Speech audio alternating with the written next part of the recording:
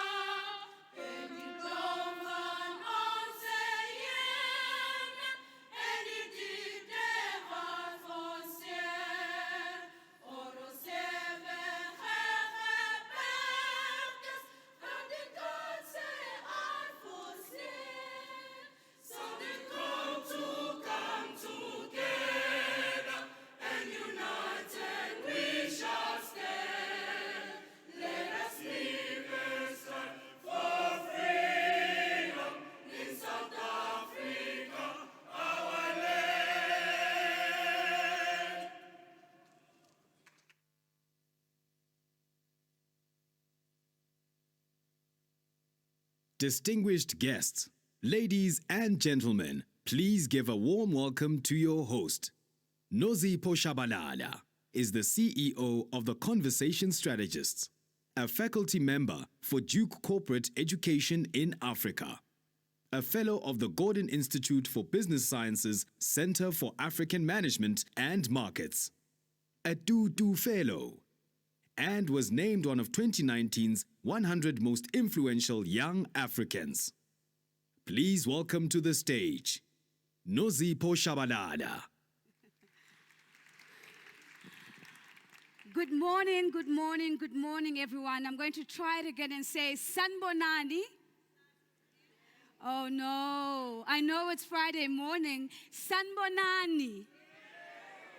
Dubelang. Goeiemorgen. Mora. Abusheni. Good morning. It's such a privilege to be here with all of you again, and really a momentous moment of celebration. Allow me, ladies and gentlemen, to start off with a warm welcome to all our esteemed guests who have joined us here this morning. A warm welcome to the Honorable Minister of Basic Education, Minister Angie Motshekga. A big welcome, of course, to the Northwest MEC for Education, the Honorable Mampifo Matsimela, the HOD of the Education Department of Limpopo, Ms. Kachutelo Onika Dederen. Ladies and gentlemen, allow me to extend a special welcome to special dignitaries, all representing the Department of Basic Education. And most importantly, and I'll say this again, most importantly, a warm welcome to all the principals, to all the SGB chairs from our 84 Phase 2 schools and some of our Phase 1 schools. In our language, we say a warm welcome to Osingaye.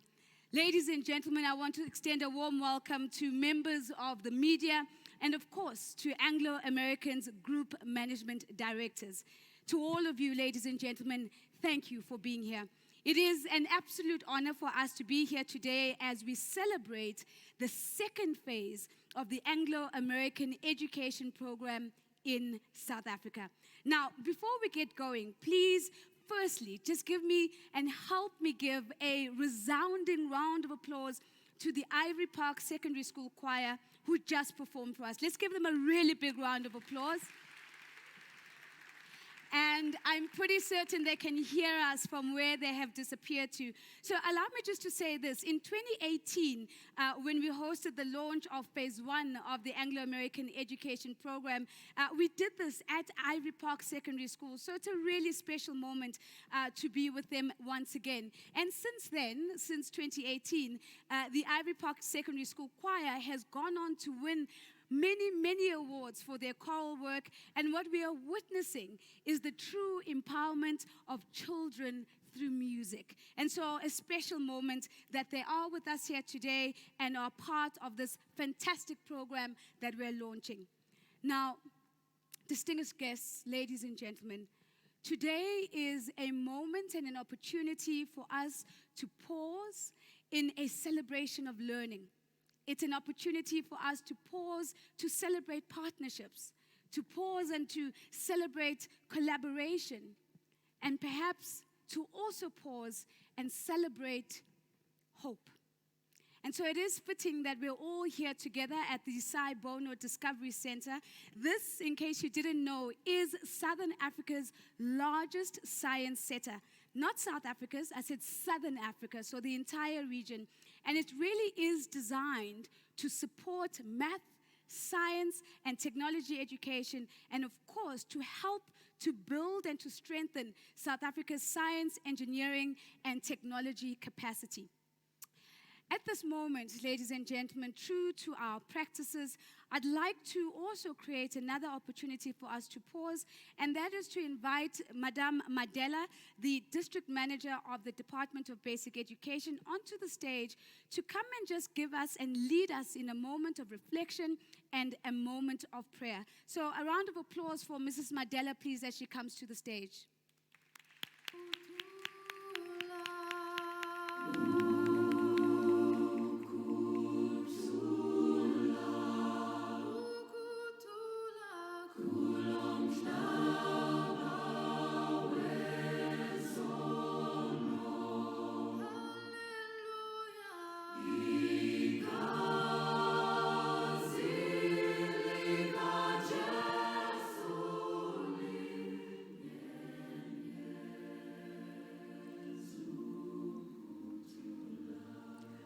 Our Minister, Memtseha, the Head of Department of the Limpopo, our colleagues, principals, SGBs, management of Anglo, protocol observed, I greet you in the name of Jesus. Amen. I've been given a mandate to come and reflect, do the reflection and to pray. But for us to do our own reflection, I want to invite all of you to read with me in the spiritual Bible, Jeremiah 1, verse 5. It says, I knew you before you were born. I knew you before you were formed in the womb of your mother. I ordained you as a prophet. Each and every one of us here, we are the prophets wherever we are. It is not by mistake that you have been appointed in the position you have. The position you have, God created it before you were born.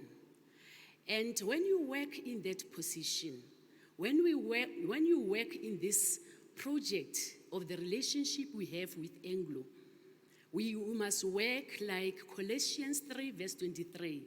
It says, you must work as if you are worshiping God. You must work as if you are working for God, not for men. And if you can trust God in each and everything you do, God will always guide you. And lastly, I want all of us to know that God has given us the promises and also warned us. In Jeremiah 1, verse 19, he says, they will fight you, but they will never win. For I am with you. I will take care of you, declares the Lord.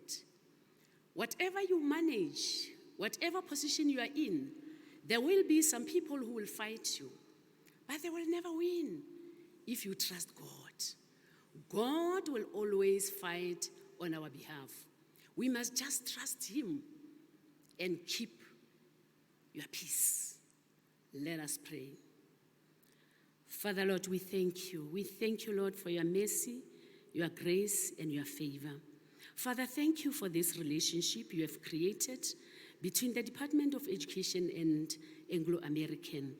Father, guide us in this event. Give us wisdom, knowledge, and understanding.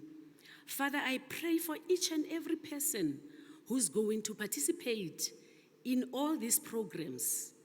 Lead us, Father, jaaka re tshepisitse in Isaiah 42, verse 16, you said, I will lead you to the ways you know not. Along unfamiliar places, I will guide you. I will make the crooked way straight for you, the rough places smooth for you. I will turn the darkness into light for you.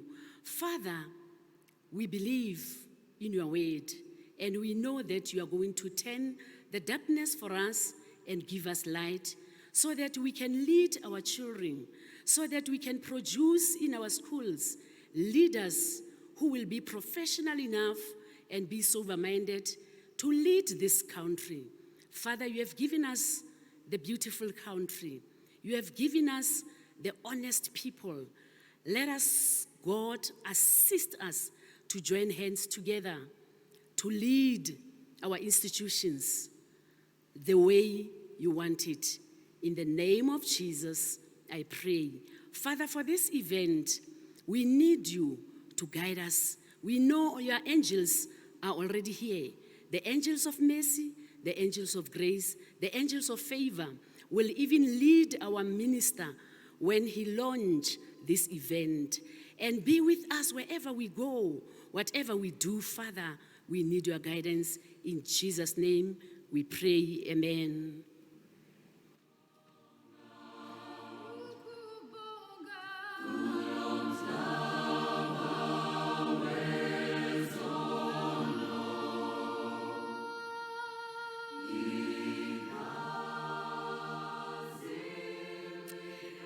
Siyabonga, Mama Madela. Thank you so much for welcoming us into the space in the manner that you have.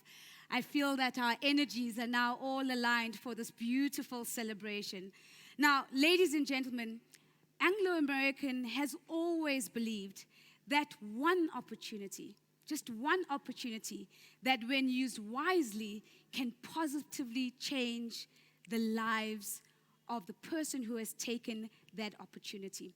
And so, ladies and gentlemen, in speaking to opportunities, what we're going to do now is we're going to turn our focus to a short launch video that really speaks to the celebration of hope and the celebration of opportunity. Over to you. In an ever-changing, increasingly complex world, it is more important than ever that our youth are prepared to bring knowledge and skills to solve problems, make sense of information, and know how to make good decisions. Education is the foundation on which a country is built. It is through education that we help our children to reach their full potential, both as productive members of the economy and as responsible, principled citizens. Access to education isn't just a basic human right. In South Africa, it's a ticket to employability and a meaningful future.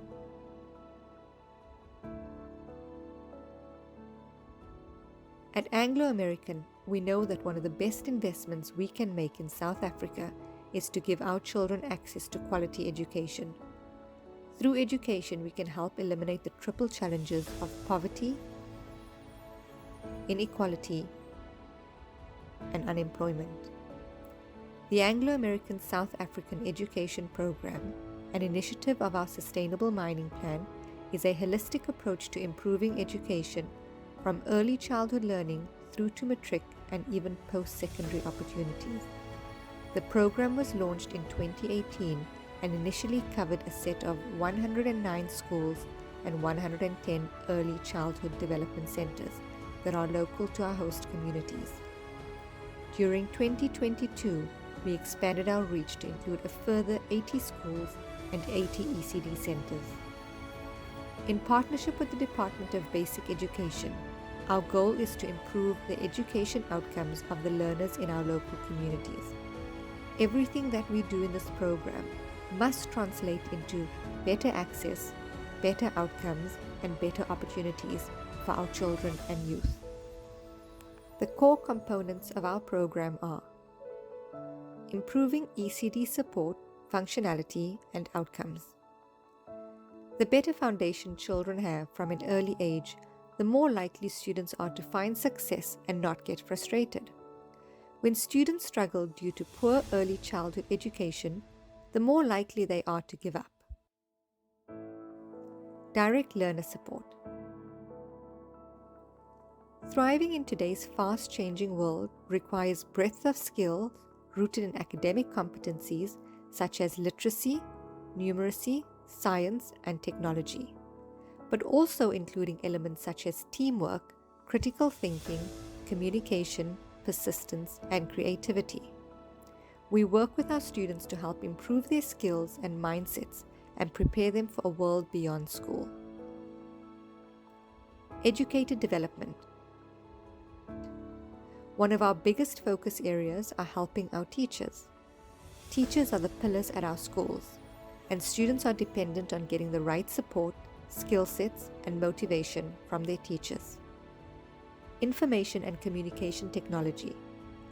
Our current world and the changes coming in the future require education to prepare children for a world of rapid change in technology, increasing interconnectedness, and new forms of employment. No longer is the focus on mastering content knowledge sufficient in the digital age. Students are having to develop technology and digital skills from an early age, not only to play catch-up and close the gap, but to stay relevant for the future. After-schools programs and sports.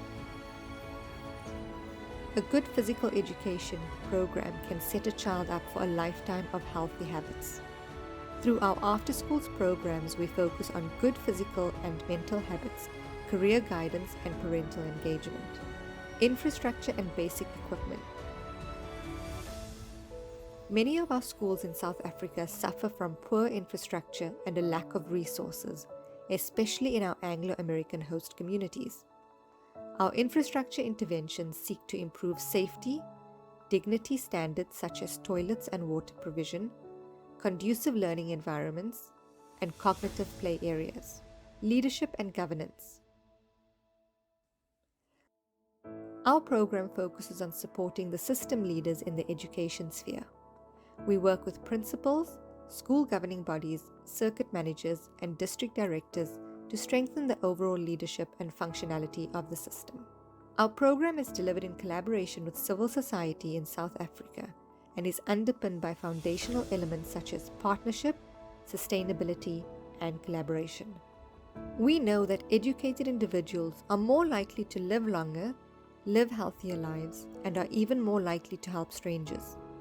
Investing in various types of education from the time children are young ensures that they have a strong foundation and that the whole person is being educated. The more diverse and well-rounded we can make education for children, the better educated they'll be.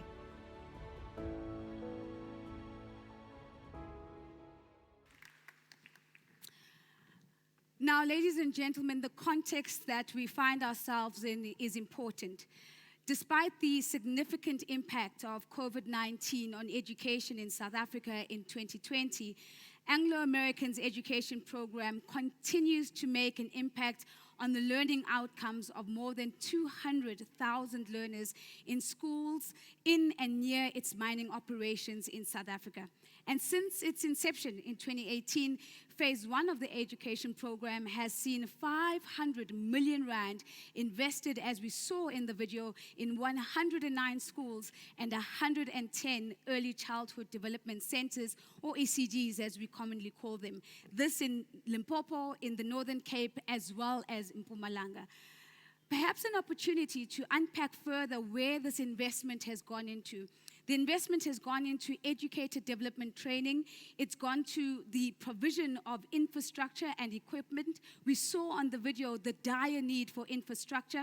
It's gone into learner support. It's gone into the rollout of ICT equipment and infrastructure. It's also gone into school management and leadership support. The investment, ladies and gentlemen, truly reflects the belief, as we saw once again, beautifully captured, of President Nelson Mandela's words when he said, education is the most powerful weapon that we can use to change the world. And Anglo American believes that by helping to provide quality education in its host communities, a better future is made possible for the lives of those young people in the communities.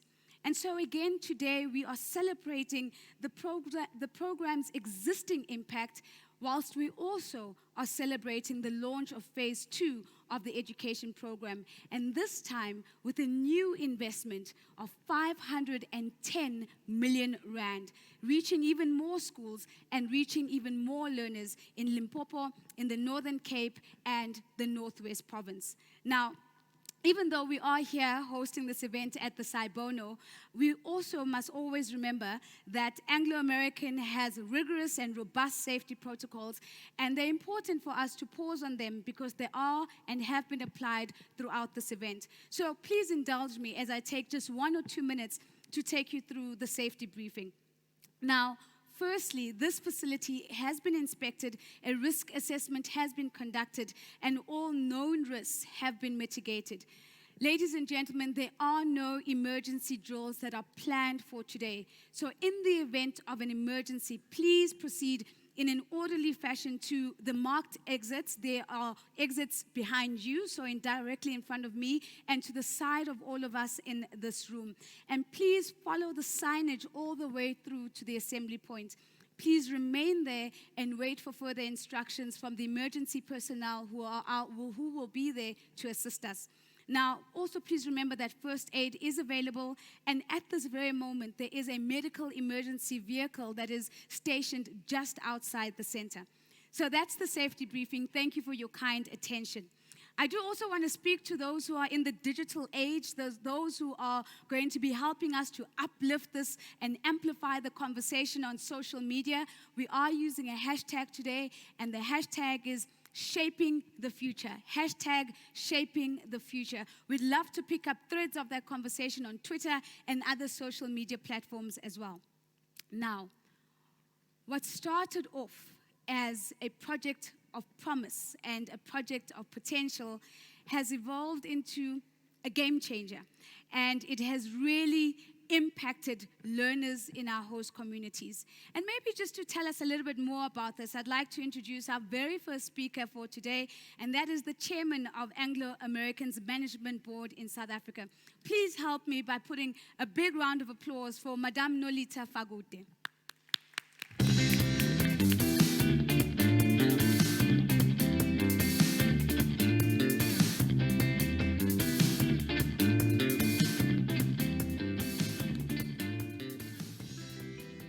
Thank you very much to the program director, who in many, many respects, it's my younger sister, Nozipho, and I have to remind myself that she's now Nozipho Shabalala, whereas I've known her since she was Nozipho Mbanjwa. So I would refer to you as Mbanjwa Shabalala. I really feel proud every time I see how you continue to lead in your space, and wish that God continues to bless you in all that you do. Honorable Minister of Basic Education, Minister Angie Motshekga, who also, again, I have to claim as my big sister and mentor in the education space. Minister, thank you for all your leadership and guidance, and also for coming through this morning. To the Northwest MEC for Education, Honorable Mampefu Matsimela, and I think it might be Wendy. That's a name I know. MEC, good to see you, and thank you for coming through. The HOD for Education Department in Limpopo, Ms.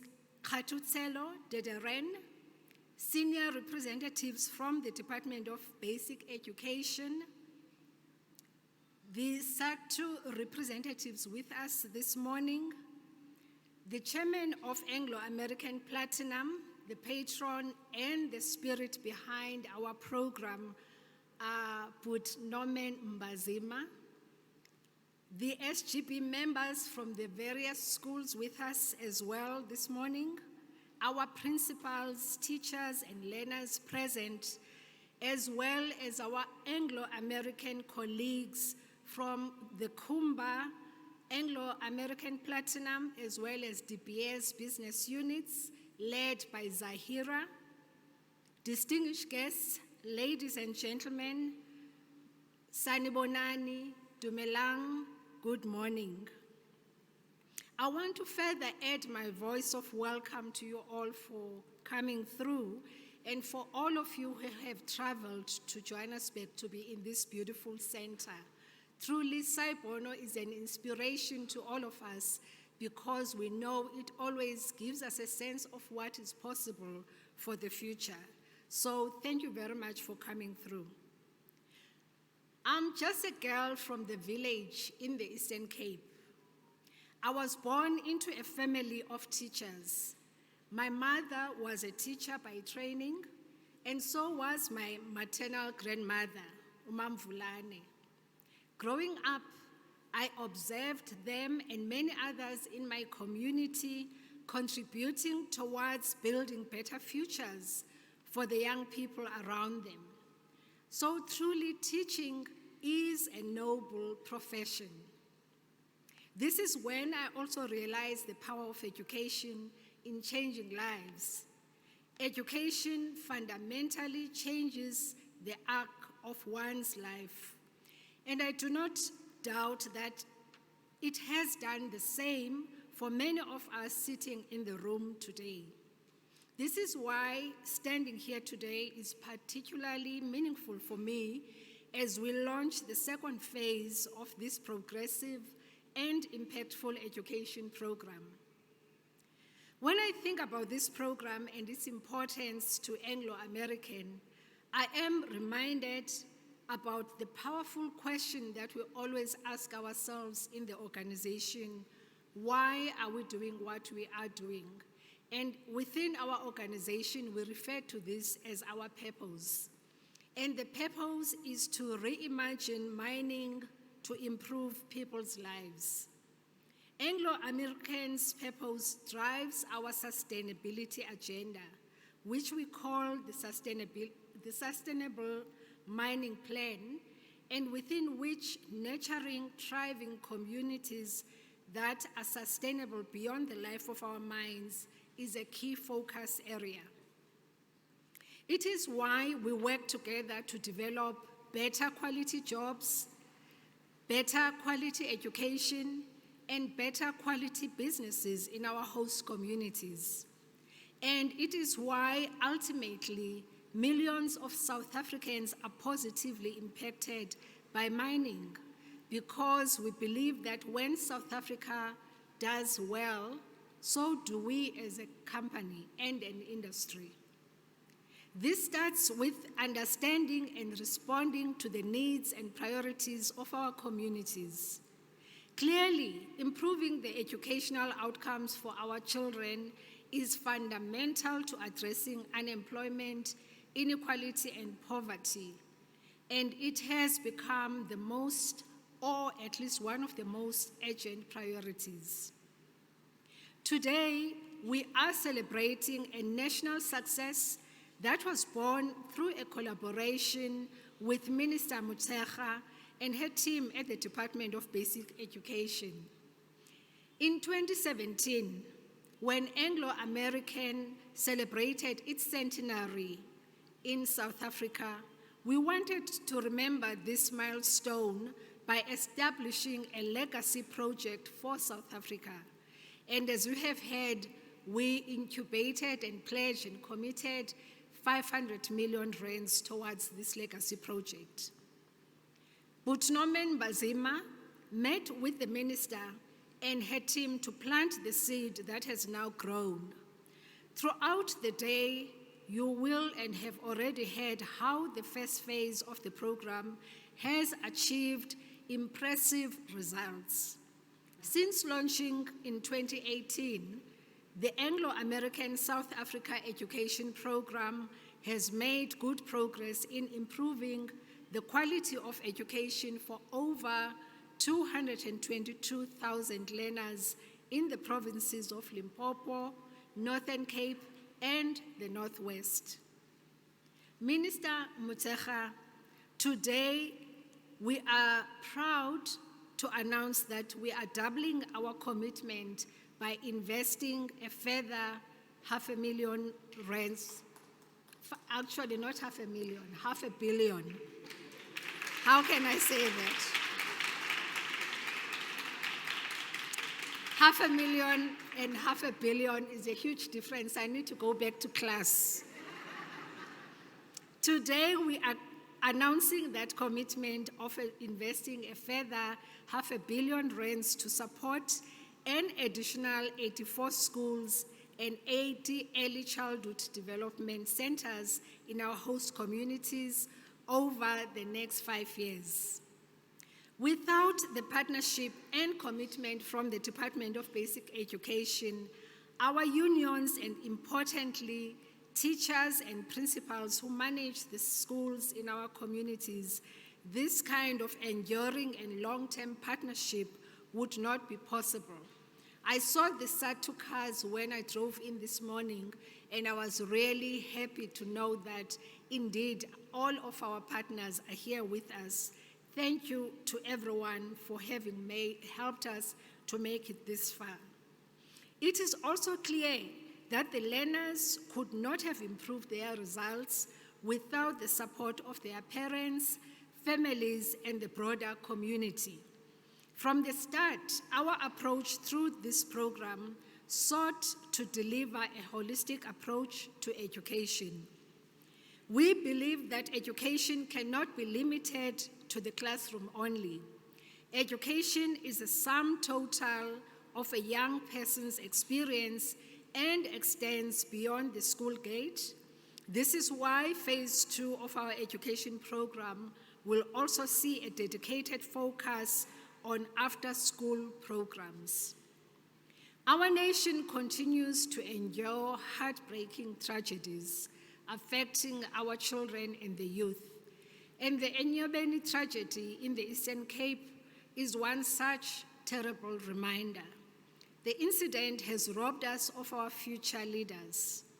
However, this morning when I heard the angelic voices of the Ivory Park School Choir, I was immediately uplifted because I knew then that we are on the right track by investing in the dreams and the future of our young people. I'm sure, Minister, you will remember this because you come from the class of 1976.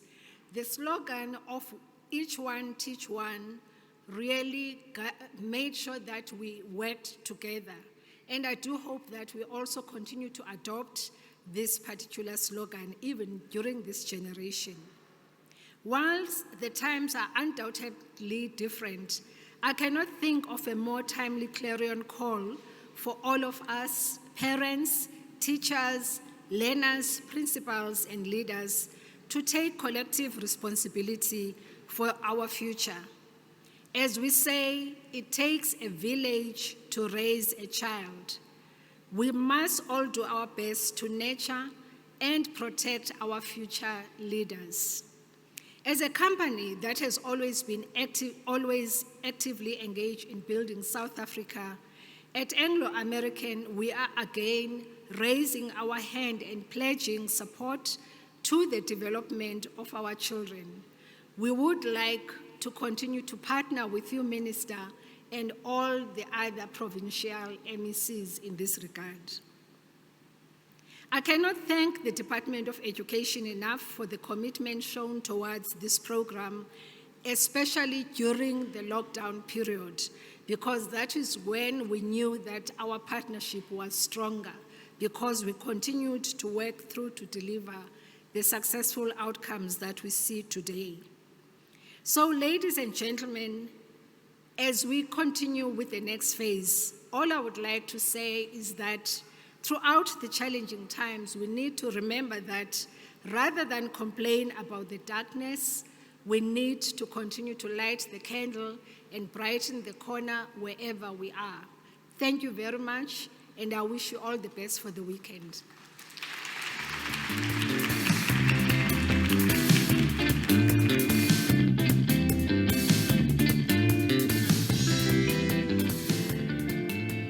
Instead of just complaining about the dark, what if we all took a candle and put in a light in every corner that we are? Ladies and gentlemen, a very big thank you to Madame Nolita Fagut. A final round of applause, please.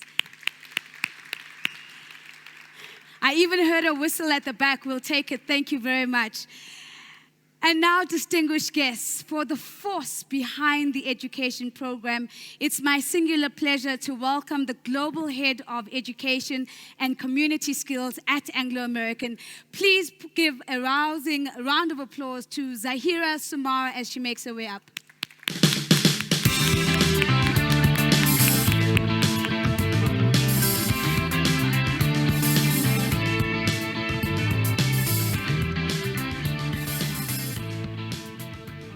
Good morning, goeiemorgen, dumelang, sanibonani. I hope you guys are having a good morning.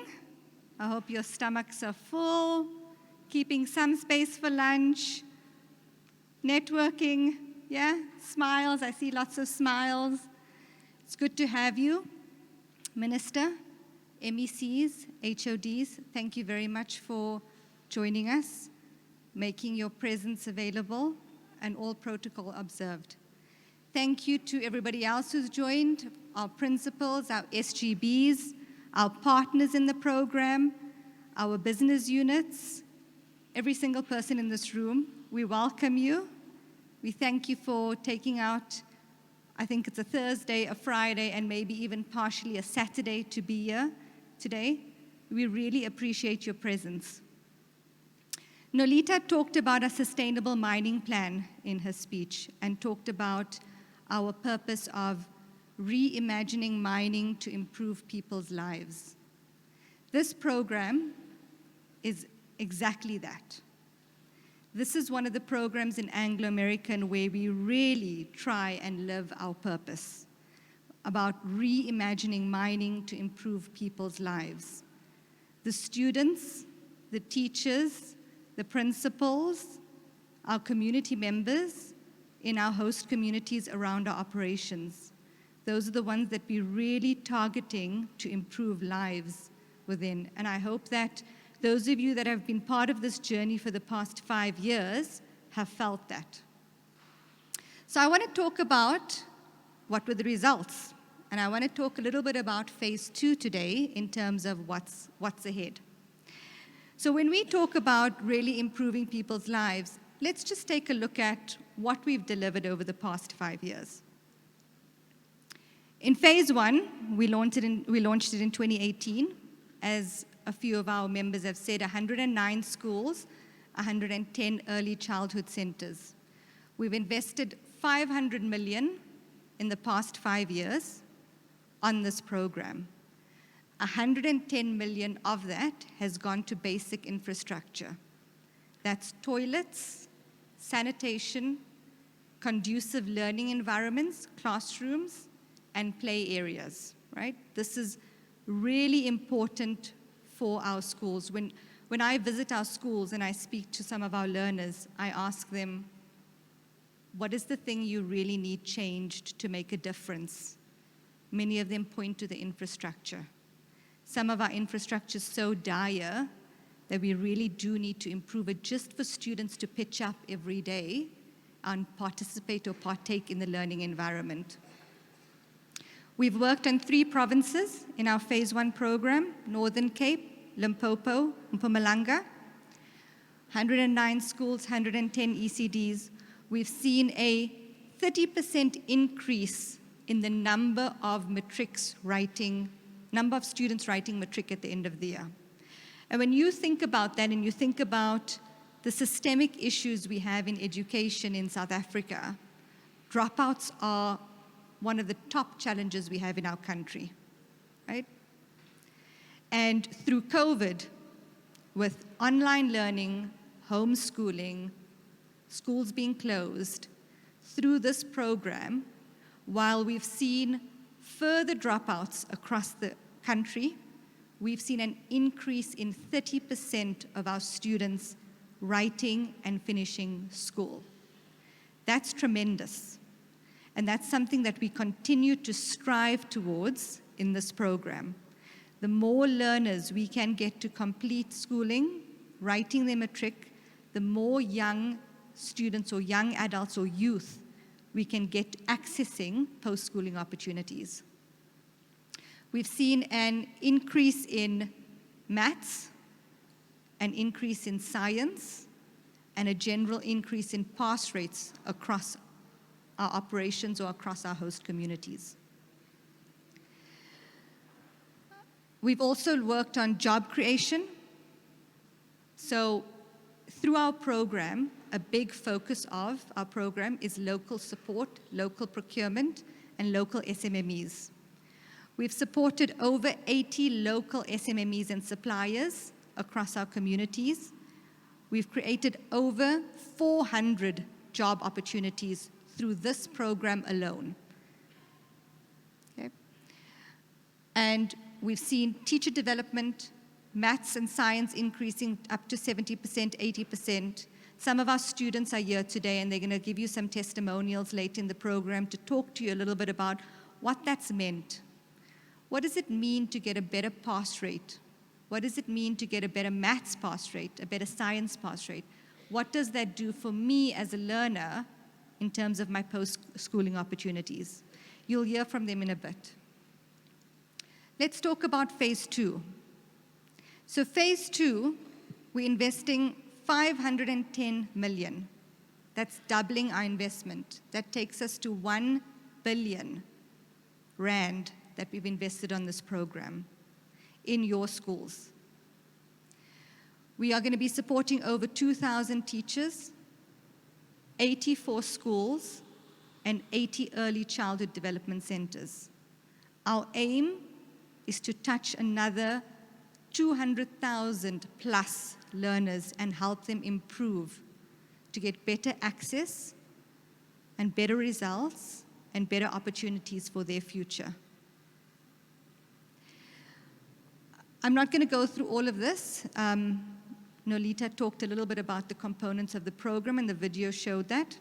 Before I move on and talk to you a bit about what does this mean, what do we need from you, principals and SGBs in the room today, I want to just take a moment to say thank you first.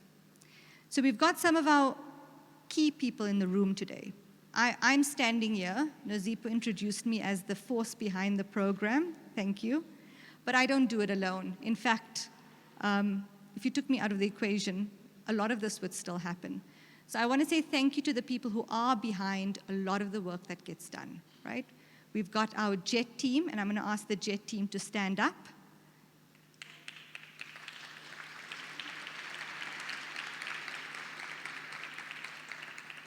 I've got my team. I'm going to ask some of my team members to stand up as well.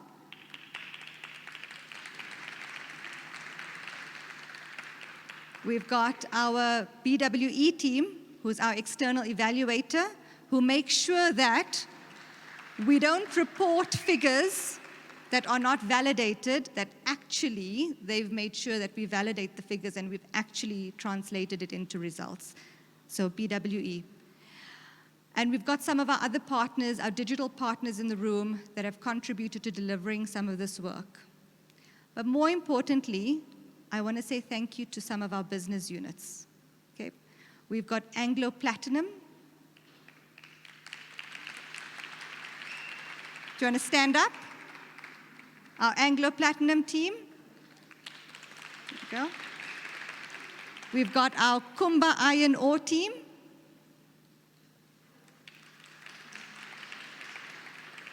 And De Beers. We've got our De Beers team.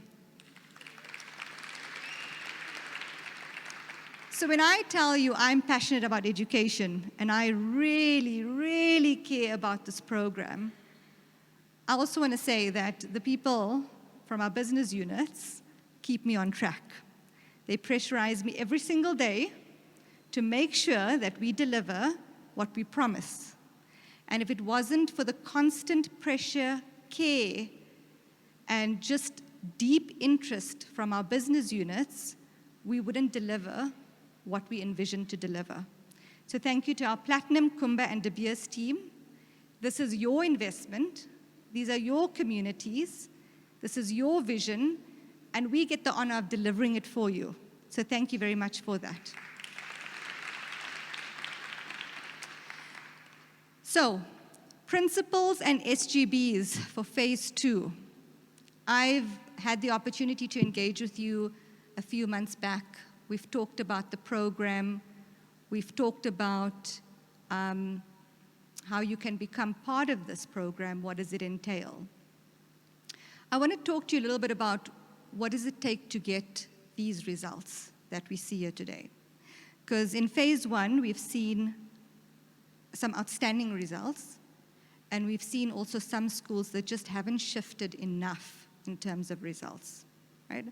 And we as a team, the business units, our team, JET, we can do as much as we possibly can, but we can't do this alone. This is a partnership, it's a collaboration, not just with the national DBE, with the provinces, but more importantly, with you principals, with you SGBs, circuit managers, district directors. You play a fundamental role in making sure we are successful on this program. And I just want to talk to you about 4 things that really drive success in this program. The first is leadership and commitment. Principals, circuit managers, district directors, SGBs, if you are not committed to this program, if you do not want to see change, and if you do not role model that change, we won't see it. It starts with you, right? Everything that happens in your school is because of your commitment, it's because of your leadership, it's because you are role modeling what your teachers, your educators, your learners want to see and need to see. The schools where we've seen the biggest improvement, and you'll hear from some of our principals today from phase 1, are the schools where we've seen the best leadership and commitment. And some of our principals in phase 1, didn't start off on that foot. They didn't start off with that commitment. As we walked the journey with them, as they saw the impact, the potential impact of the program, so they really became more and more committed, and that's where we saw results. So I ask you to please commit. It's not going to be an easy road. Education's not an easy thing to solve for. If it were, we wouldn't have an education crisis globally. But I ask you to please have grit and commit. We are going to walk the road with you, but we need you, and we need your leadership and your commitment. The second is ICT and digital. I hope that many of you have had an opportunity to walk around and see some of our activation corners, mostly over there. If you haven't, please take an opportunity to go after this event and have a look at them. I think one thing you'll see quite prominently is the role of ICT and digital in this program. More and more, we're bringing ICT and digital into this program because it's not just going to help us close the gaps, it is going to make all of our teachers, our educators, and our learners relevant for the future of work. This is important for us. We've seen in COVID, all of us are working professionals. We saw through COVID just how important technology is. You needed it to function. You needed it to do your job.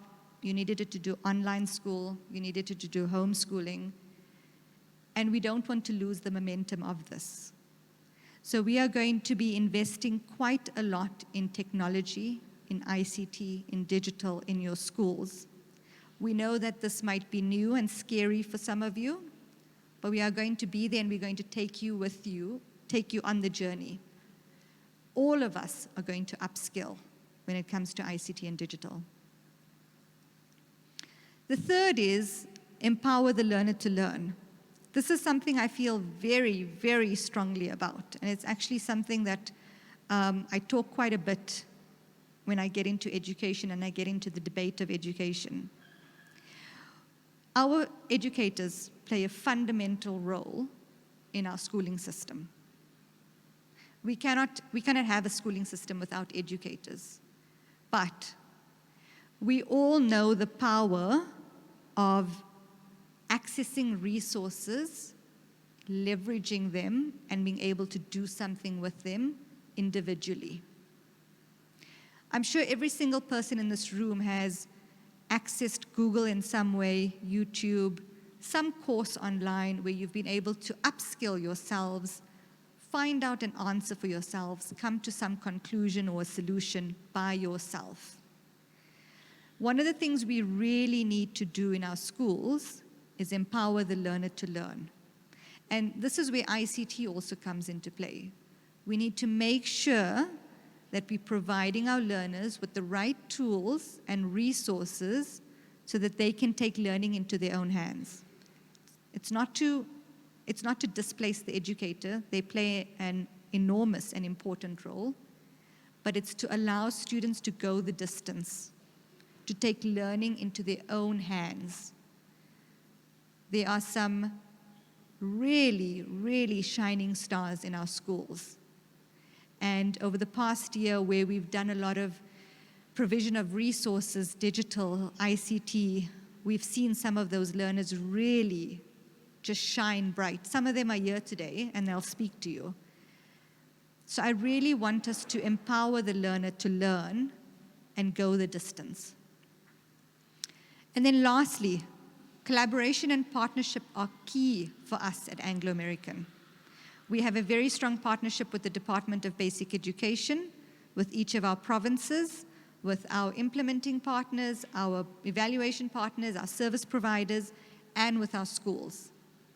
All of this is possible when we work together. So I want us to really collaborate.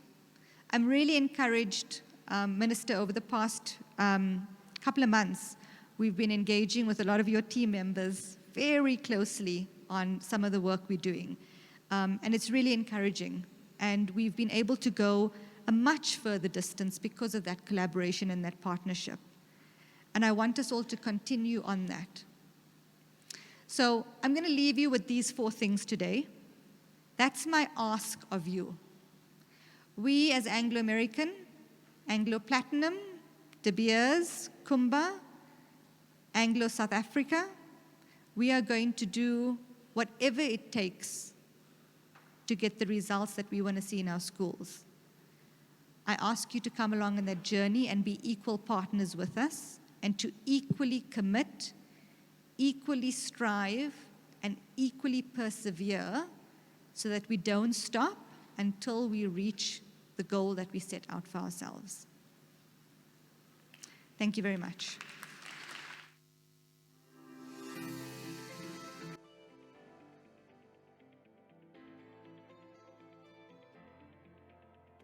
As part of our sustainable mining plan in Anglo American and De Beers, education is one of our core goals. In South Africa, we launched our education program in 2018 with 109 schools across host communities for all of our business units. Today, I'm at one of our primary schools here in Musina as part of our Venetia plan. Our program aims to improve learner and educator outcomes across all of our 109 schools. Phase 1 was launched in 2018, and as part of our program, we support a number of different components in our schools. The first one being educator development, the second being learner support, the third being infrastructure, and the fourth being principal, SGB, and admin support. This year we added a 5th component around ICT, which focuses on connectivity and devices.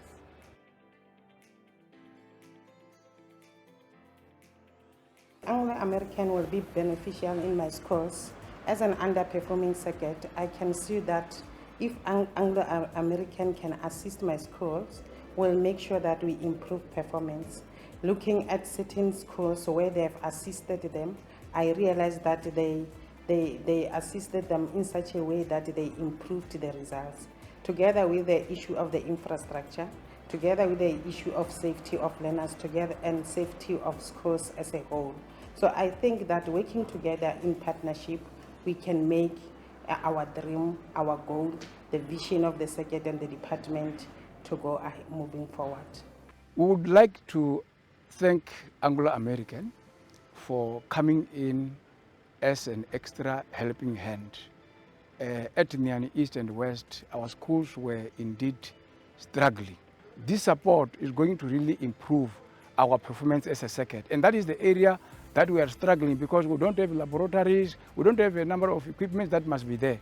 But given that you are going to be supporting us, we know we are going to make it, because this time we know you are even going to assist us with the virtual lessons or virtual world that is at work today. No, thank you very much, and I truly appreciate everything that your program has done for us, and also that as we're going to be working in the near future, I hope to get more and more results and good results from you. Thank you. Yeah, thank you very much.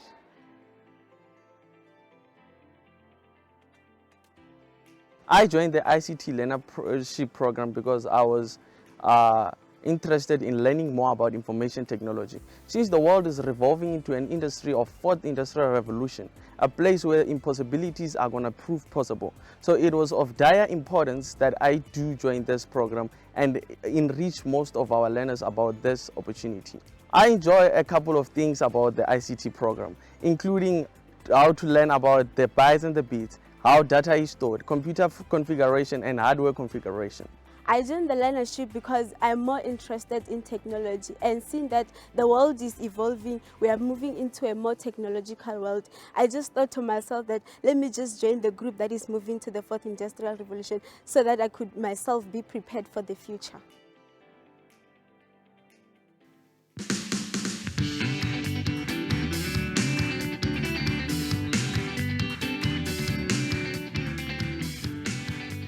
Ladies and gentlemen, it is a big thank you both to Nolita, who spoke earlier, but to Zahira.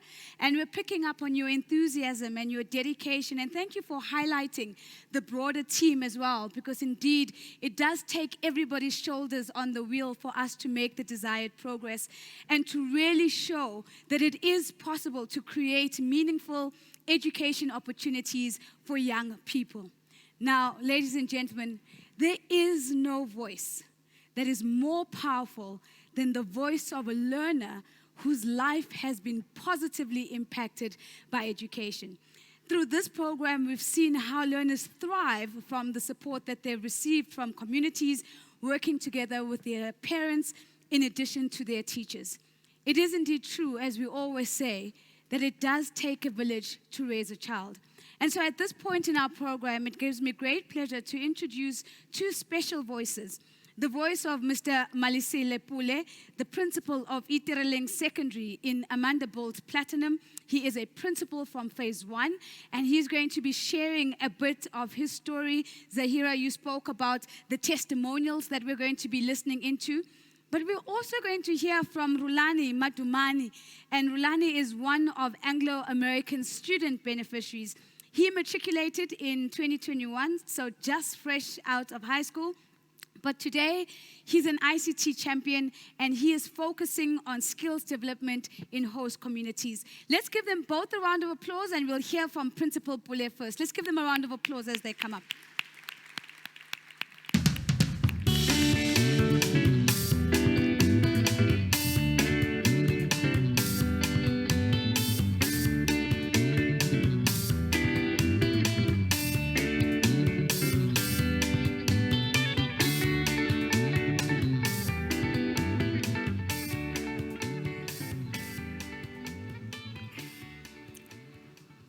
Thanks very much, Program Director, Honorable Minister, Mama Angie Mutsecha, all protocol observed. If there's any artist that came to mind, this morning in preparation to be here. That artist will certainly be Diana Ross through Reach Out and Touch Somebody's Hand, make this world a better place if you can. That's the reason we are here, to celebrate a program. The program that I can simply classify as the game changer of note. As Itirelen Secondary School, we had a very rocky start, and this particular program came in handy towards transforming the institution as well as the community.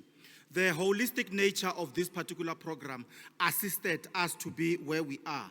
There are a lot of issues that we are going to share, but one thing that I appreciate the most is that the whole program took a holistic nature in transforming our schools through strategic plans where each and every school was afforded the opportunity, including learners, SGB, and educators, to plan, identify challenges, and come up with intervention. And this program, as it was unfolding, there was no cut and paste arrangement.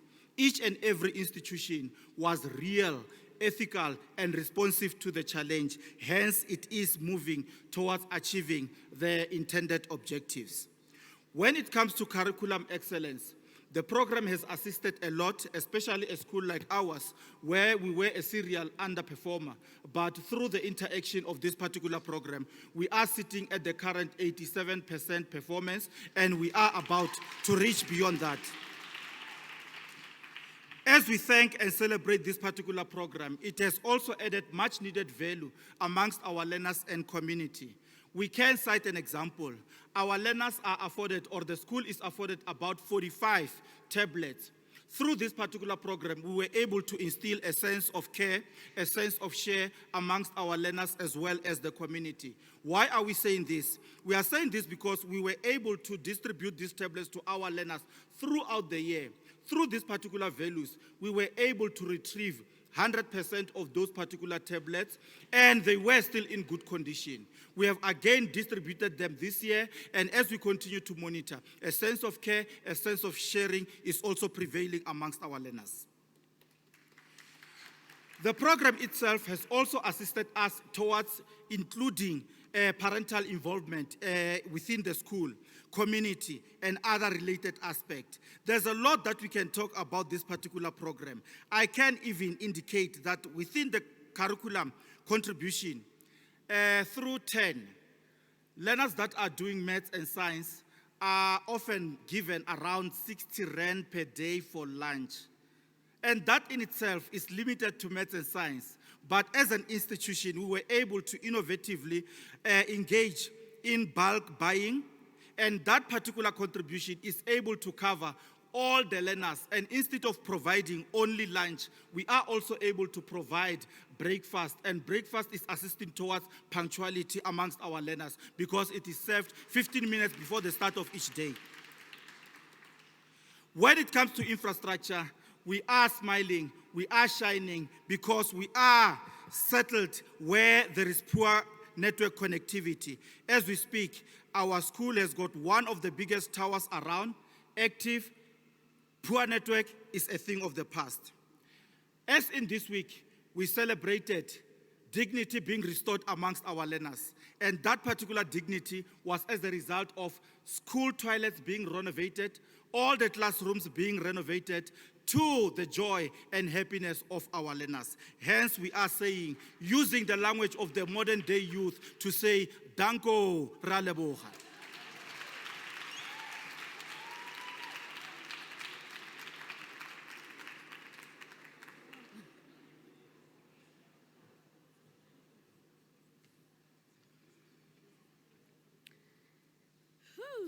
Finally on a big stage, hey?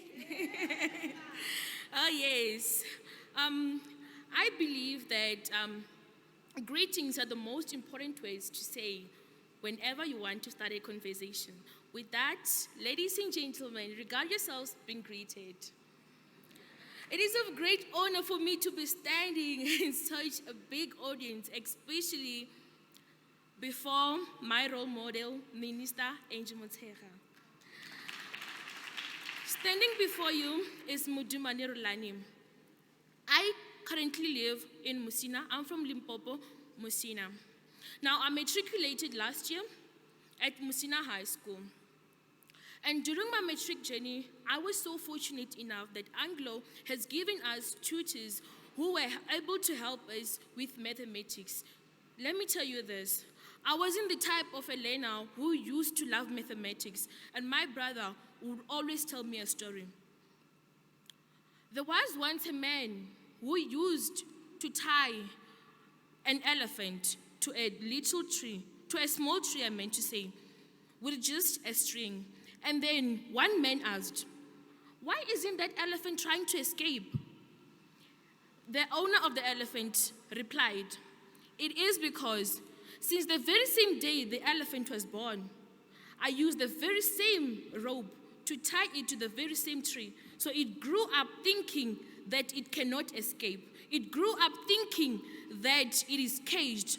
So with that, as a learner, once you tell yourself that no, mathematics is so difficult, like as the youth we say, mathematics ke pandemic. Ifela. Sorry. Yes. So, but once you tell yourself that, you won't have that courage to try out mathematics. You won't have that, because you will be telling yourself, no, it is so difficult. With that, I so thank Anglo for giving me the opportunity, for giving us the tutors who were able to help us with math and science. And with that, I was able to fall in love with the subjects.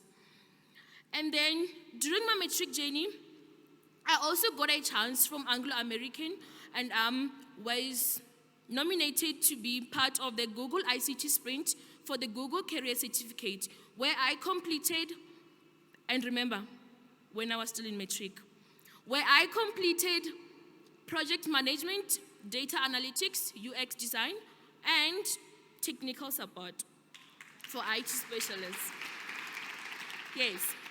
And it was so hectic, I have to say, it was so hectic.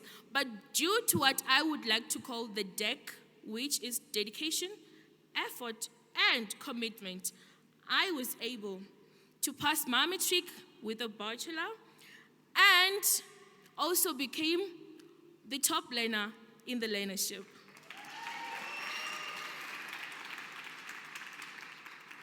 Now, reality strikes in. I didn't know what I wanted to be. Sounds funny, right? But, so I decided to take a gap year, just so maybe I thought it would help me grow as a person. Oh yes, it did. Because due to what I did last year, Anglo was able to recognize my work and gave me an opportunity to be part of the ICT Sprint this year. So, with that, I was able to fall in love with myself. I wasn't the type of a person who would stand in front of people and talk confidently. But in the ICT, we have in the ICT technical support course itself, we have a module called the personal development. And through it, I was able to find courage in myself. I was able to be confident, to boost my self-esteem.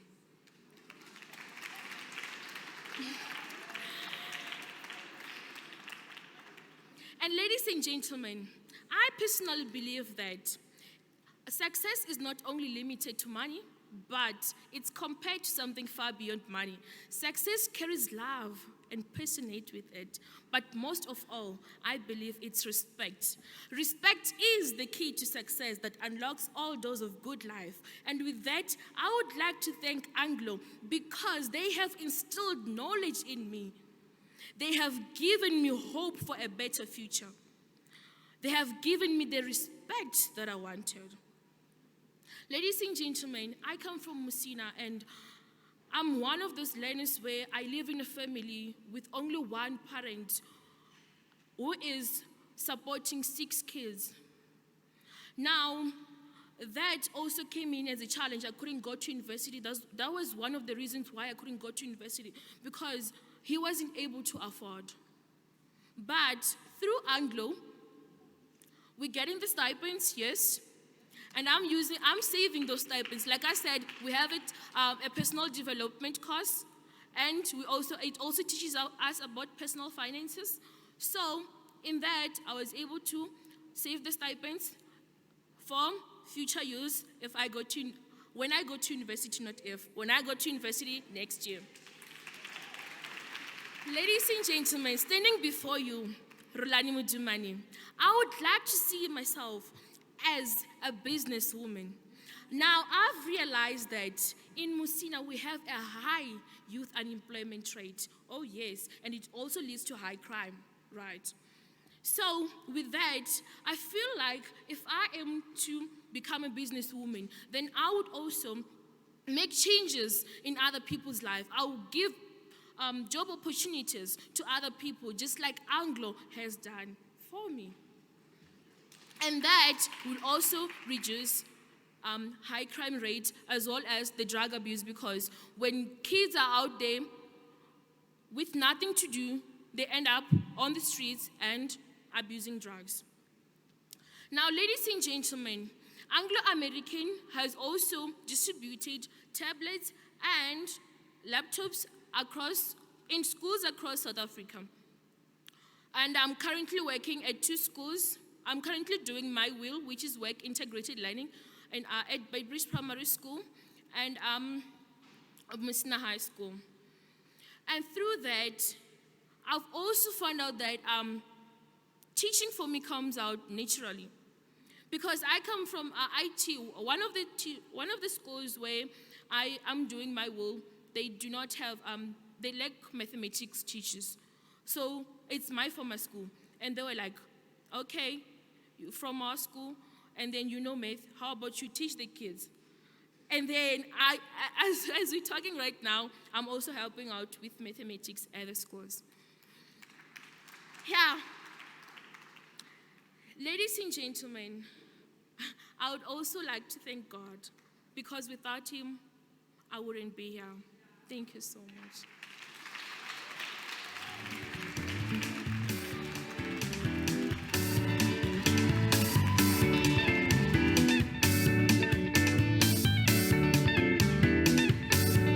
Rulani, did you see that? You got a standing ovation. Did you see that? Ladies and gentlemen, that is the voice and the picture of hope actualized. That is the picture of potential activated. Let's give Rulani a final round of applause, please.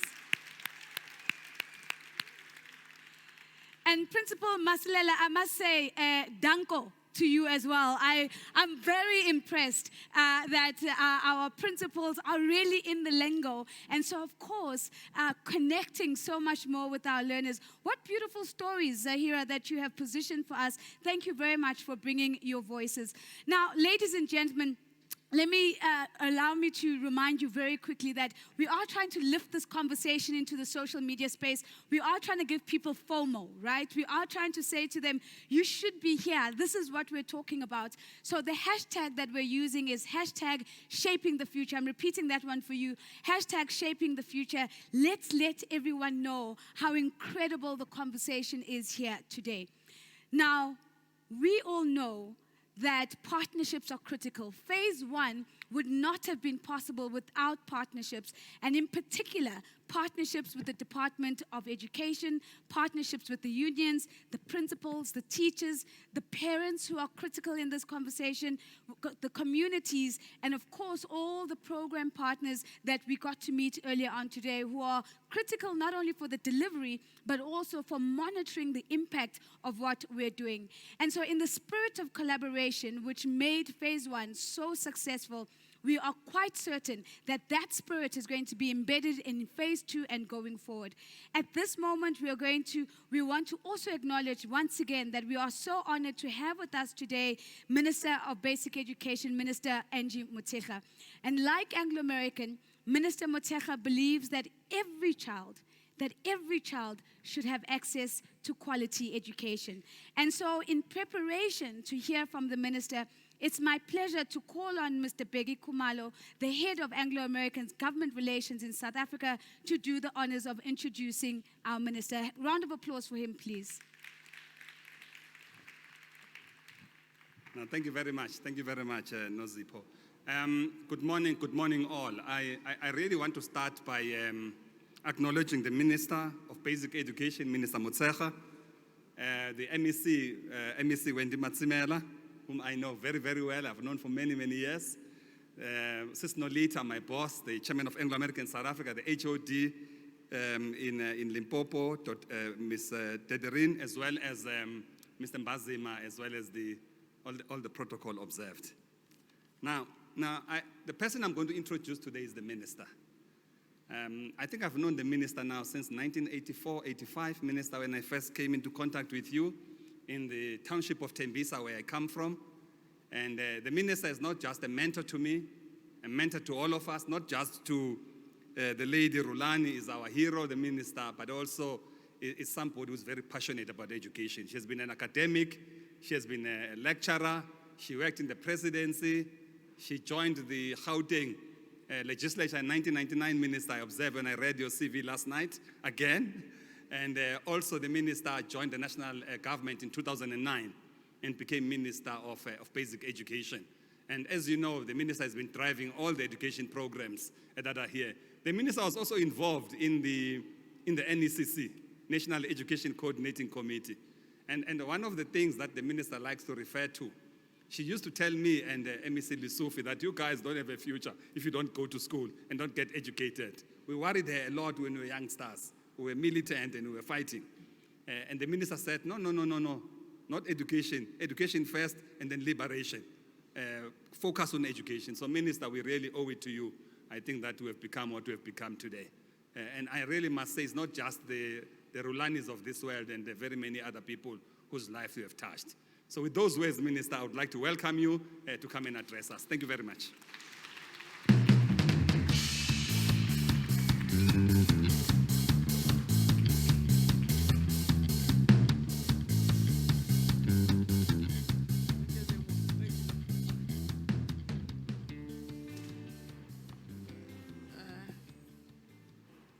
Program Director, let me also take this opportunity to say Abusheni Dumelang, Dimachero, Huemore, and Molweni.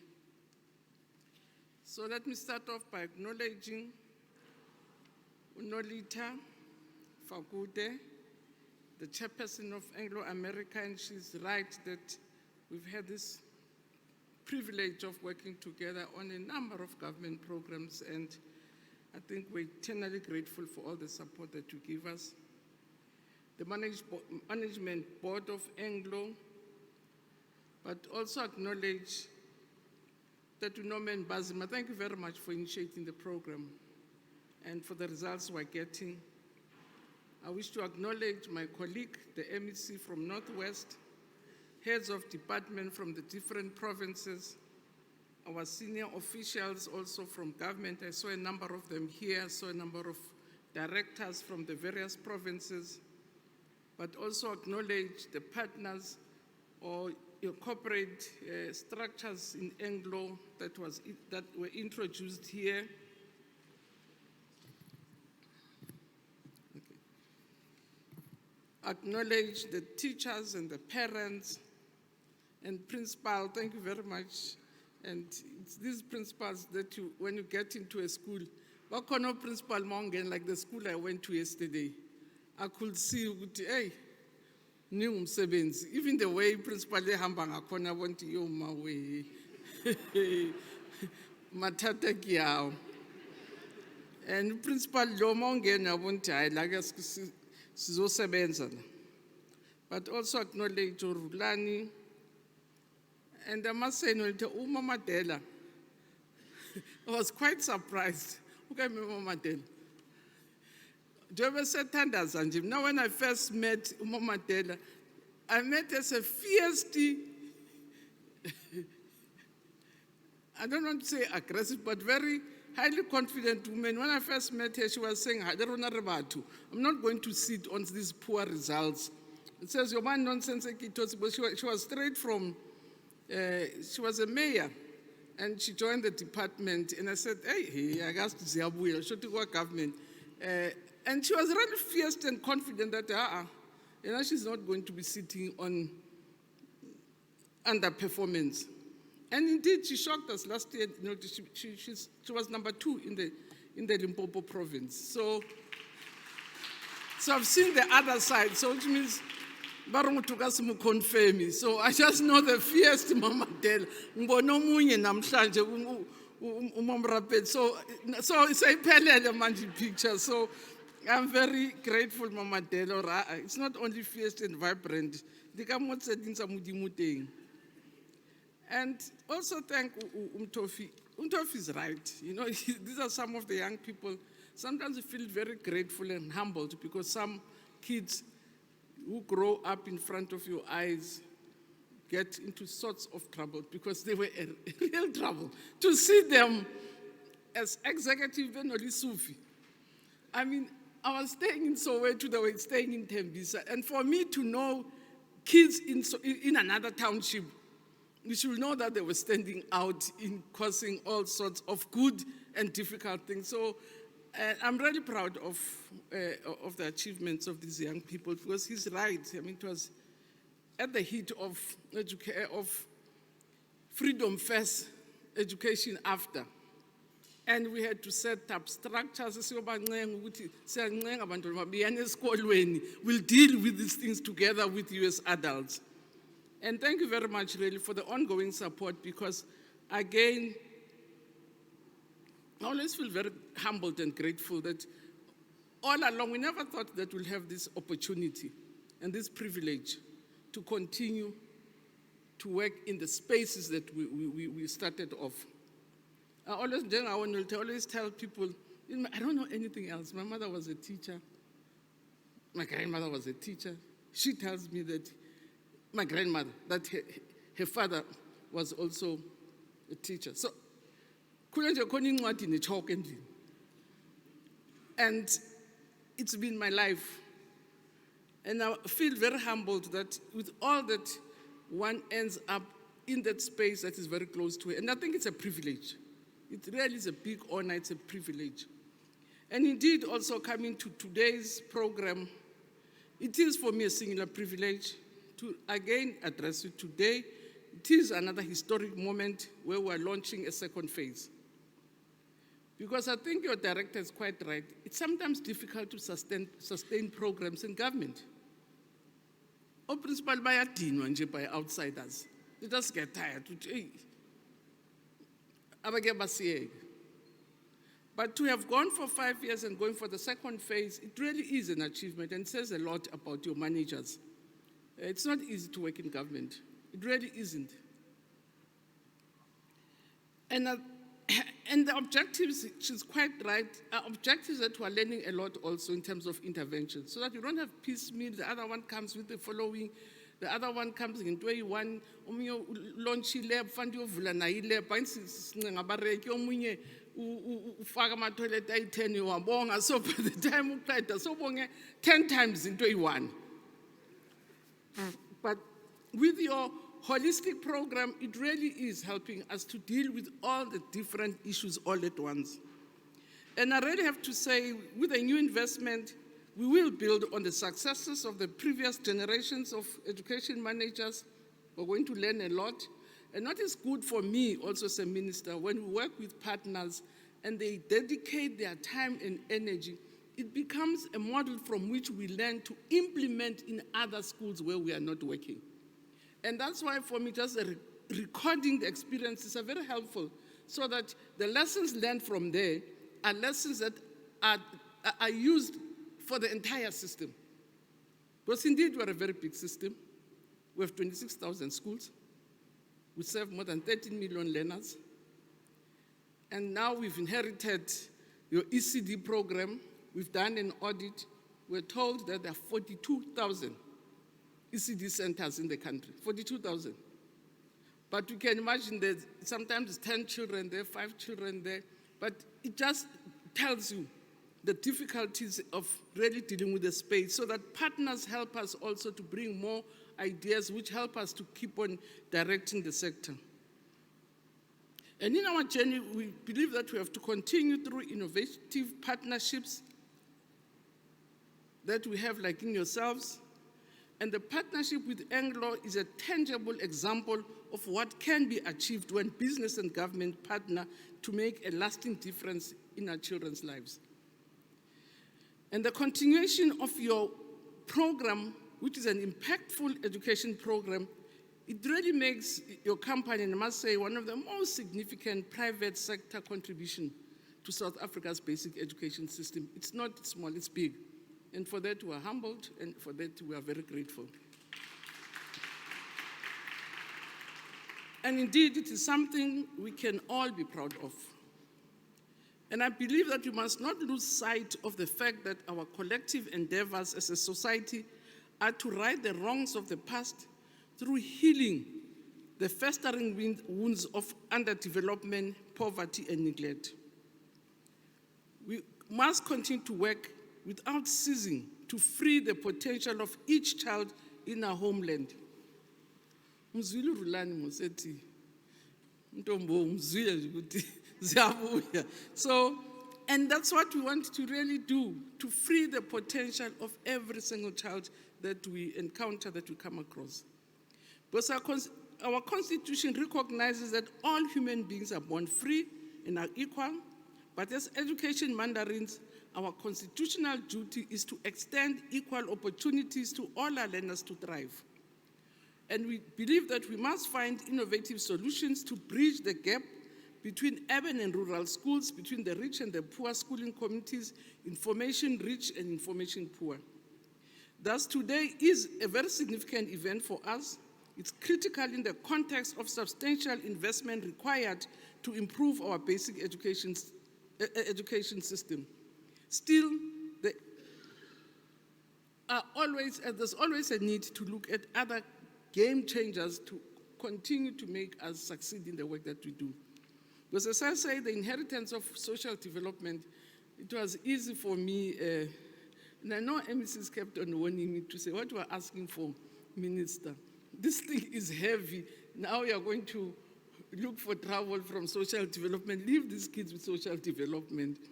And I used to say, there is no way we can expect our kids to thrive by 10. And the president stands up and says, I want these kids by year 10, they must read for meaning. And my contention is, they can't thrive by 10 if they've not thrived by 5. They have to thrive by 5.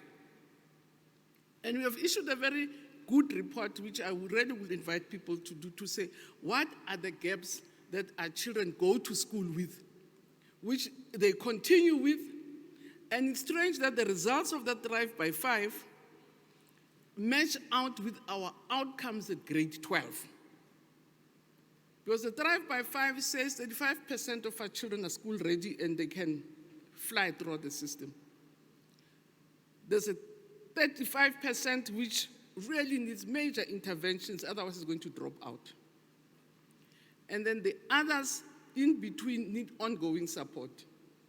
And if you look at our programs, we have the 35% that really can thrive on their own. We know they're going to succeed. Ukhona laba fundi senza morning classes, this is the middle one. But there's a 30% that we know that by the time the system ends, we lose half the percent.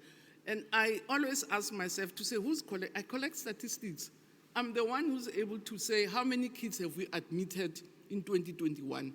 I should be able, and we have very good mathematicians in the department to say, how many did we lose at which stage? And the truth of the matter that indeed, by the time they reach grade 12, we've lost 30%, which matches exactly with the Thrive by 5 report. To say if we don't intervene at the foundation phase, we are going to struggle to sustain keeping them until grade 12. And that's why ECD for me, and I'm also happy that in the program, there's also a focus on ECD, because for me, that's really one of the game changers for basic education, that I'll say manzi. We have to get it right when it starts. Now we race, if the gun can go and you have not left, you are not going to catch up with the race. So you have to get your start right to be able to get your finish right. And that's why we're really investing also time on ECD. And I'm very excited that we continue with the program. And indeed, in that holistic program, we didn't leave ECD out. And now, as I say, holy hours now. Initially, ECD were doing it somewhere, so you're going to be doing with us. From the 1st of April, we took full responsibility of the entire ECD sector. So it's from cradle, not to grave. I'm happy to grade 12. Somebody will take over. So we're together then, even then. But thank you very much. So indeed, as I said, today's event is very significant and critical in the context of the substantial investment that is required to improve our basic education. Directors will tell you it's a problem. And if it's a problem, sometimes you feel like running. I was in Bagley East yesterday, and I told them, before Nikulma, I know what you're going to tell me. You're going to say infrastructure, and I'm going to answer Angnaman. You're going to say, because it's a problem. And that's why when we get partners, I just did not leave for Otara, and I was saying we have a state visit today, and I was supposed to be part of the team that is going with the president. So I said to Upindi, the director, lo Otara wako ngeke angiphi billion. So let no Otara nizangitshela uthini, but there it's critical for me because indeed it is for us a game changer. It is very critical. Not only we are benefiting with the resources, but also with the experiences and the lessons that are derived from the process. The experience, I'll get the report to the president.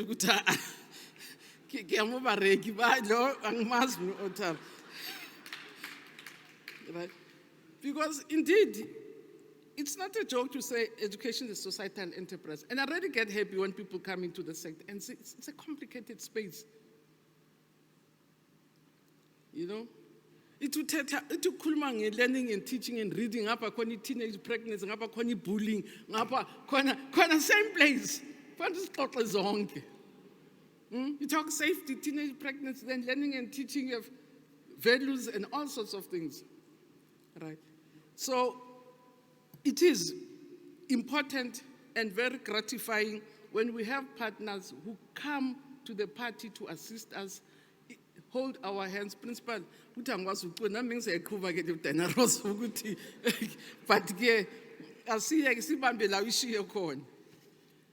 and I also am grateful that we really launched in a very difficult context. Then there was COVID. And lots of companies, understandably, could not continue some of the work that we had to start off. But yourselves, you continued with us, and in a very difficult environment, in a very resource-constrained space where lots of companies experience problems. But Umbazima didn't come back to say, hey, now we are SciBono, things have changed, you are not able to continue. And I'm very grateful for that you even continued with us under a very difficult economic and health space. And I believe that it's time that we continue to rebuild after COVID-19, to refocus and endure as a country that navigates headwinds of global turmoil marked by low economic growth, high fuel prices, high inflation, and in our environment, a very depressed space. I always say, and my kids say, how now we are kind, say, load shedding is not making things easy. And then they look at me, but how now we are kind when you're part of the load shedders. It is a very depressing space, economic depression, there's violence, there's just all sorts of things which are very depressing. And I think some of these, the support that you give us, the partnerships that we continue to enjoy with yourselves, do make the burden much lighter. Because investment in our basic education system at this juncture of global economic turbulence is just what we need. And it continues to show your commitment to our homeland and to our future. As government, we long concluded that the key to a better basic education system is to build sustainable partnerships of the sector's growth. And that's the only way we can survive. On our own, I always tell my officials, we'll never survive without them. We'll never survive without this partnership. So we want to continue to mobilize civil society and social partners, especially private enterprises, to invest in our sector and to rally behind our vision to improve learning outcomes. We do admit that it is daunting, but many hands make light work. My helper, my thinking, imsize endlini that hey Rakhadi, impisa Rakhadi, umsebenzi uthaba amadzomo. Ngamanye amagama ukuthi ngikenge lidzomo umsebenzi uhlofela. So it is true that many hands make the light work. Makes the light work. Work light. Okay. It's called son. That's why I get something to take a mother tongue. See not dodger, see phazamisa ngathi udom kanti slow. Yeah. Since time immemorial, we do believe that the most excellent investment that we can make to our society and to our children is to give them access to quality education and basic education. And this is a message I always give kids when I address them, to say, there's nothing we can give you as a country, there's nothing we can give you as adults, which is sustainable except for education. And if because not delivering, as it delivered service delivery to nina nipase and infunde. And that's the only thing we have. There's a thing and a thing I assassin, some saban in Tanta, one below to Ruben in Tanta, Bemuchapal, Clambe in Tanta yonkele. But what you are definitely sure is if we invest properly in education, that we can guarantee our Rulani to say, self-esteem is abuya, my plans are abuya, vision is abuya, everything else is abuya. And that's why as government we invest heavily in education. It's not by mistake, it's a belief of the ruling party, it's what Mandela left us with, that it is one big investment for personal development. And we continue to believe in that. To say if there's anything we can do for our kids, it's education. So let me, I've got a run, it's not COVID, I'm going to go for the second boost.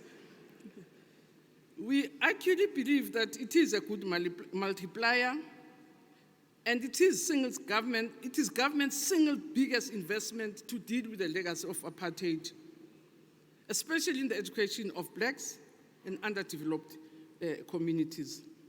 We believe that education is a lethal weapon to tackle today's challenges of acute inequality, social ills, rising unemployment and poverty.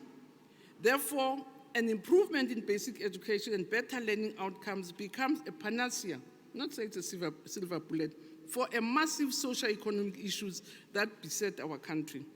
Thus, it is pleasing that Anglo American Trust can ask, the Anglo American Trust really ask pertinent questions of how can we help improve educational outcomes for children living in communities around our mining operations. And it was also a question that they asked, as they say when they go to school, what is that we can do to help you? And this is how they've come up with.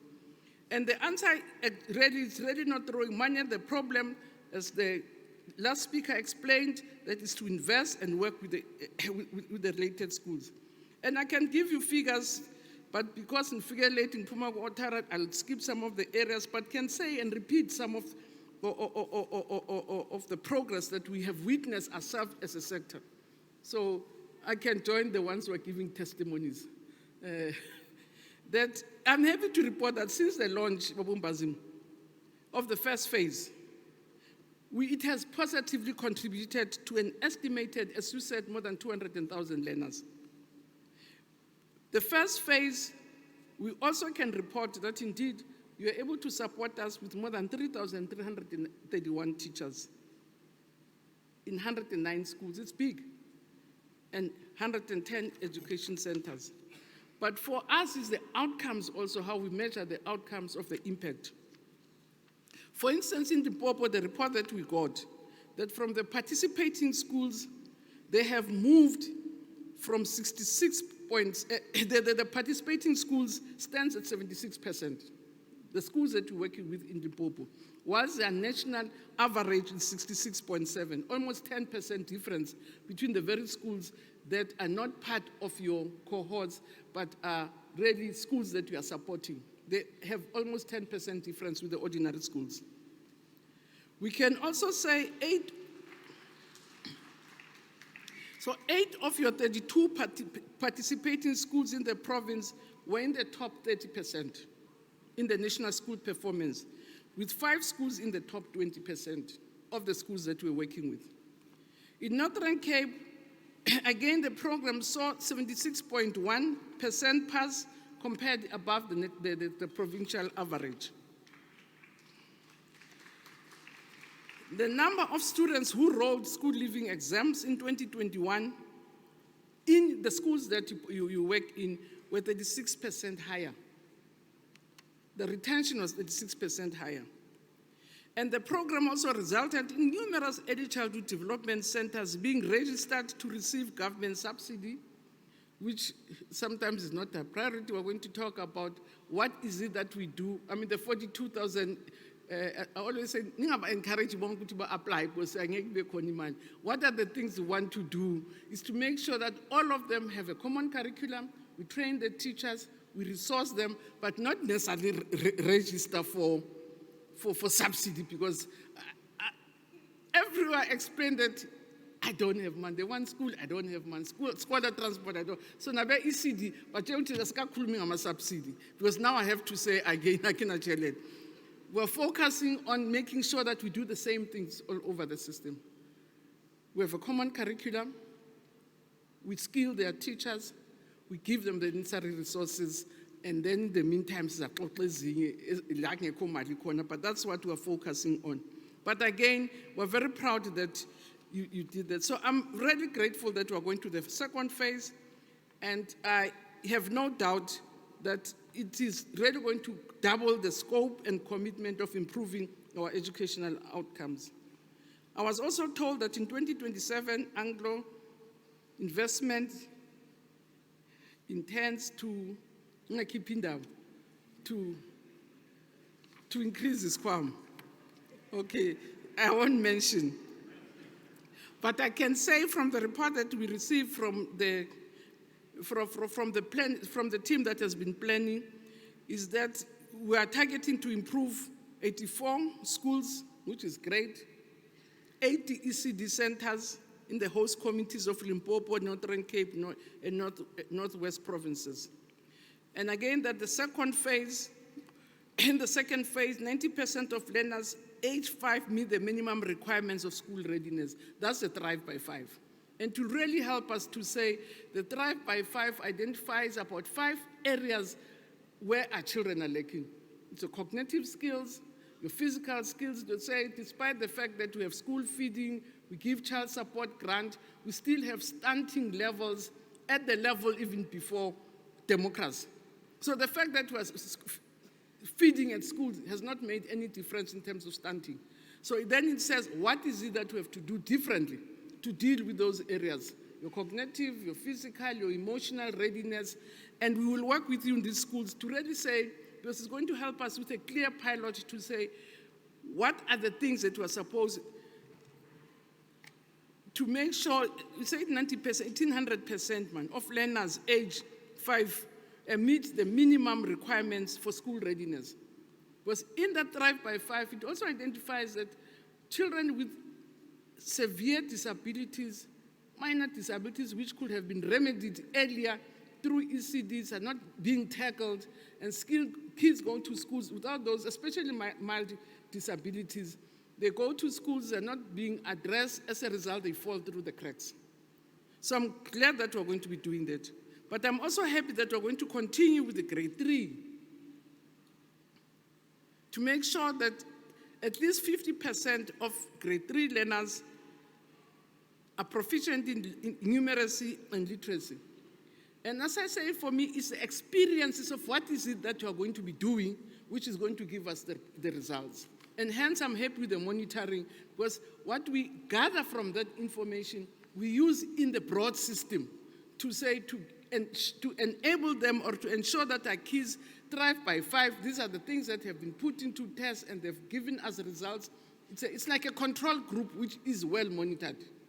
Same also with reading, also same with grade 6, and also to improve our matriculation results and making sure that our kids pass with good passes. Bakhona ke labo professor bathi pass abantu angu-13. Asho kanjani ngumstress ngiyazi pasa nga-50 mosangibe ngimaka and mo pasa ngo-30. I always say, so why should I fail a child who gets 30 in Afrikaans or even 20 at 80 with maths 100? What umpasisa mina ngithi ethole 100% kuyo yonke into. 100% maths, 100% physical science. Awu zobe ngithi ngifuna nebantweni bantu. Hayi. So, but also to improve the literacy. And one of the lessons that education programs has experienced, they really need a holistic approach where the entire community is committed to achieving these goals. And this must be supported again, as you did, by adequate infrastructure. As I said, because I arrived late from Otara and Cote d'Ivoire, I really want to stop at this point and thank you most sincerely and really appreciate Nolito that you accommodated me. It was not out of disrespect.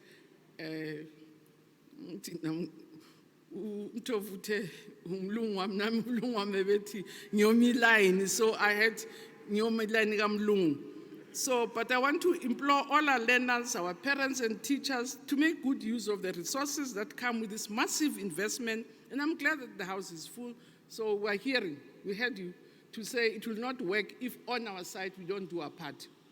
And we will do, and I'm glad that my officials are here, the DGs are here, heads of departments are here. We will monitor, follow, and support the school so that it's not your burden to get things to work. You get also botango, babangata, so that really we really have a very worthwhile and an easy relationship. So we'll monitor closely, we'll support, but if they're difficult, here's the MEC. And I also communicate with other MECs to say, because I think indirectly we're saying, in some instances we're not playing ball, and I heard it clear, you were just being polite, so you didn't want to shout at us, and I promise that we will make sure that every cent, every effort is worthwhile, and I really want to thank you most sincerely for ongoing support. You really always help us in government. And Wabumbazima, thank you very much for conceptualizing the program, getting it off the ground, sustaining it, and continuing with it. For that, we are eternally grateful. Thank you very much.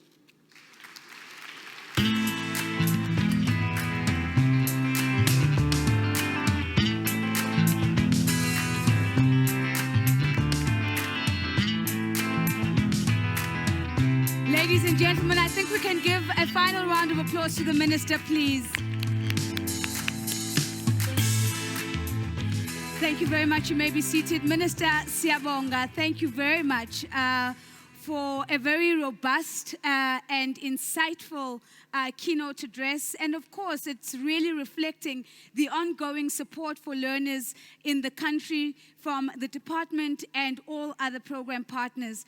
The realization, of course, is that we can't fix education in a bubble. What this realization has done is that it has led to significant partnerships between Anglo American government and other key stakeholders, as we've heard. Without the support of all these stakeholders, we know that this program, phase 1 and phase 2, would not be possible. Of course, I know my media colleagues were paying keen attention to the 2027 news, Minister, so I don't doubt there's going to be some follow-on questions on what exactly is happening by 2027. But we do know we can only make a lasting difference when we all work together.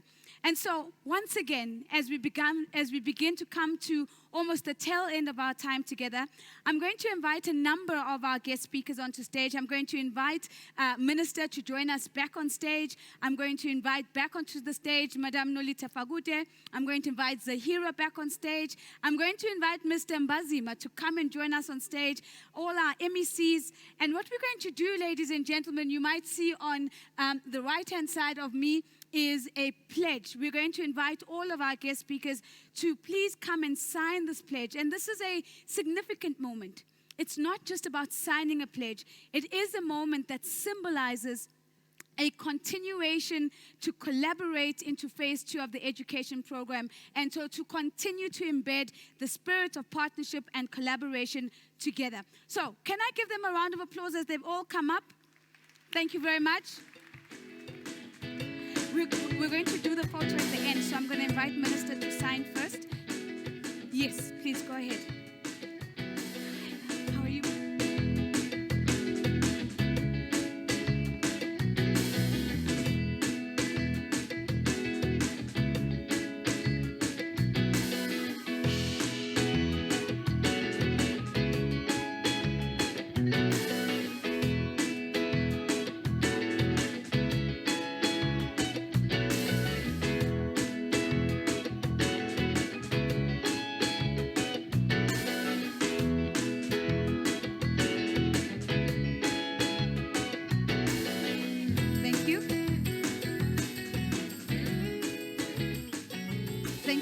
I'm going to ask you all just to stay on stage so that we can take a beautiful picture. Thank you very much. Mr. Mbazima, can I ask you to stay on stage for me? Just on this side. Thank you very much.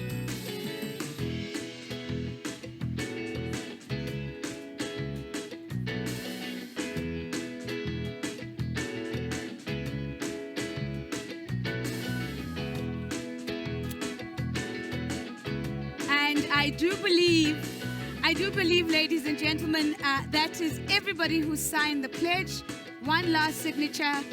Can I ask you to step forward a little bit so that we can see more of you? Just a little bit forward. Thank you very much. And we're going to move the pledge to the center so we can actually see it. Thank you very much.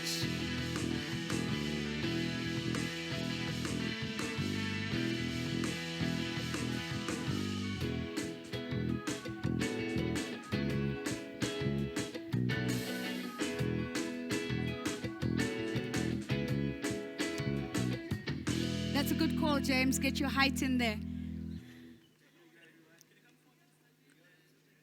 There we go.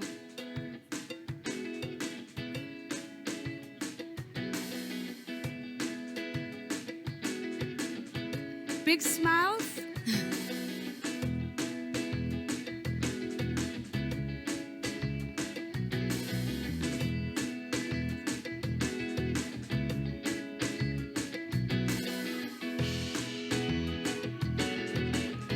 Thank you very much to the media team. Ladies and gentlemen, a big round of applause, please. Thank you so very much. You are welcome to take your seats. Thank you.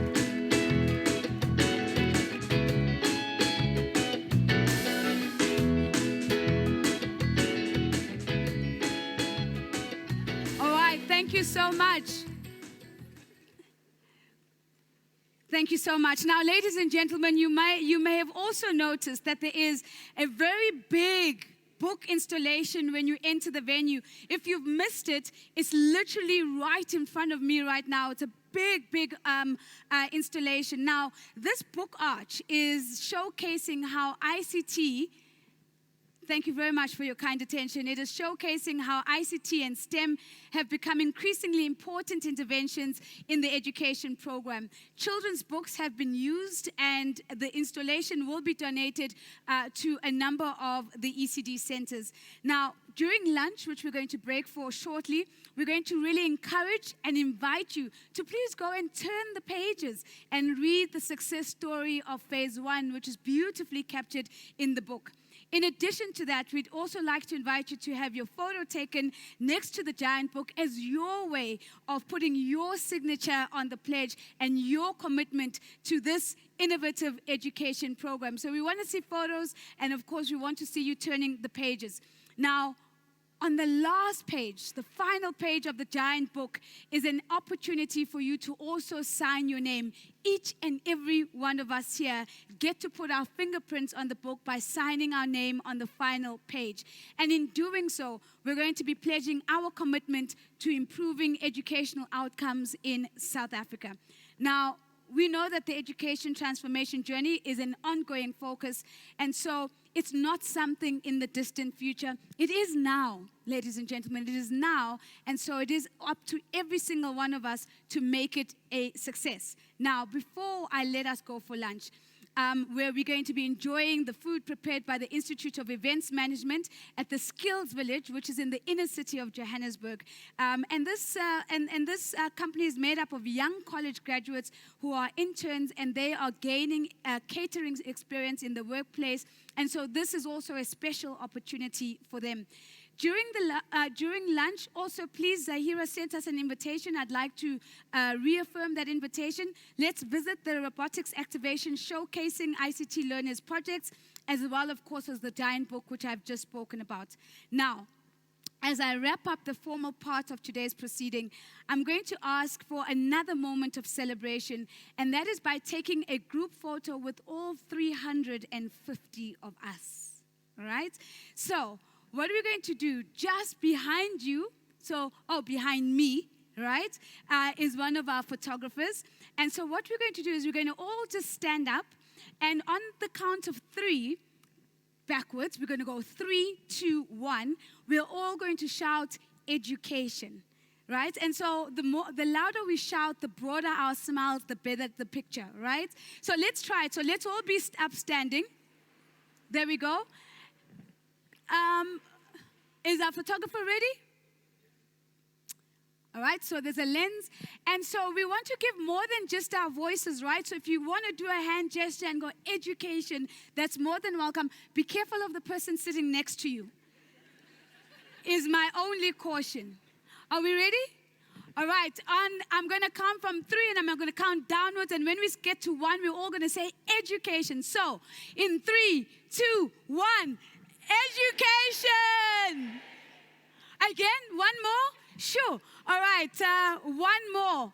On the count of 3, 2, 1, education. Perfect. Thank you very much. Thank you so much, Siyabonga. Siyabonga. Nkosi, thank you so much. If I might just have the room for 30 seconds, I want to firstly thank you for indulging us. That's a special memory for us, and it's a special memory that includes all of us. Thank you for sharing it. Now, to really help us close off, it's my singular pleasure to welcome Mr. Norman Bazima. He is, of course, the non-executive chairman of Anglo American Platinum, and he's here to really extend a vote of thanks. To you, please, Mr. Bazima.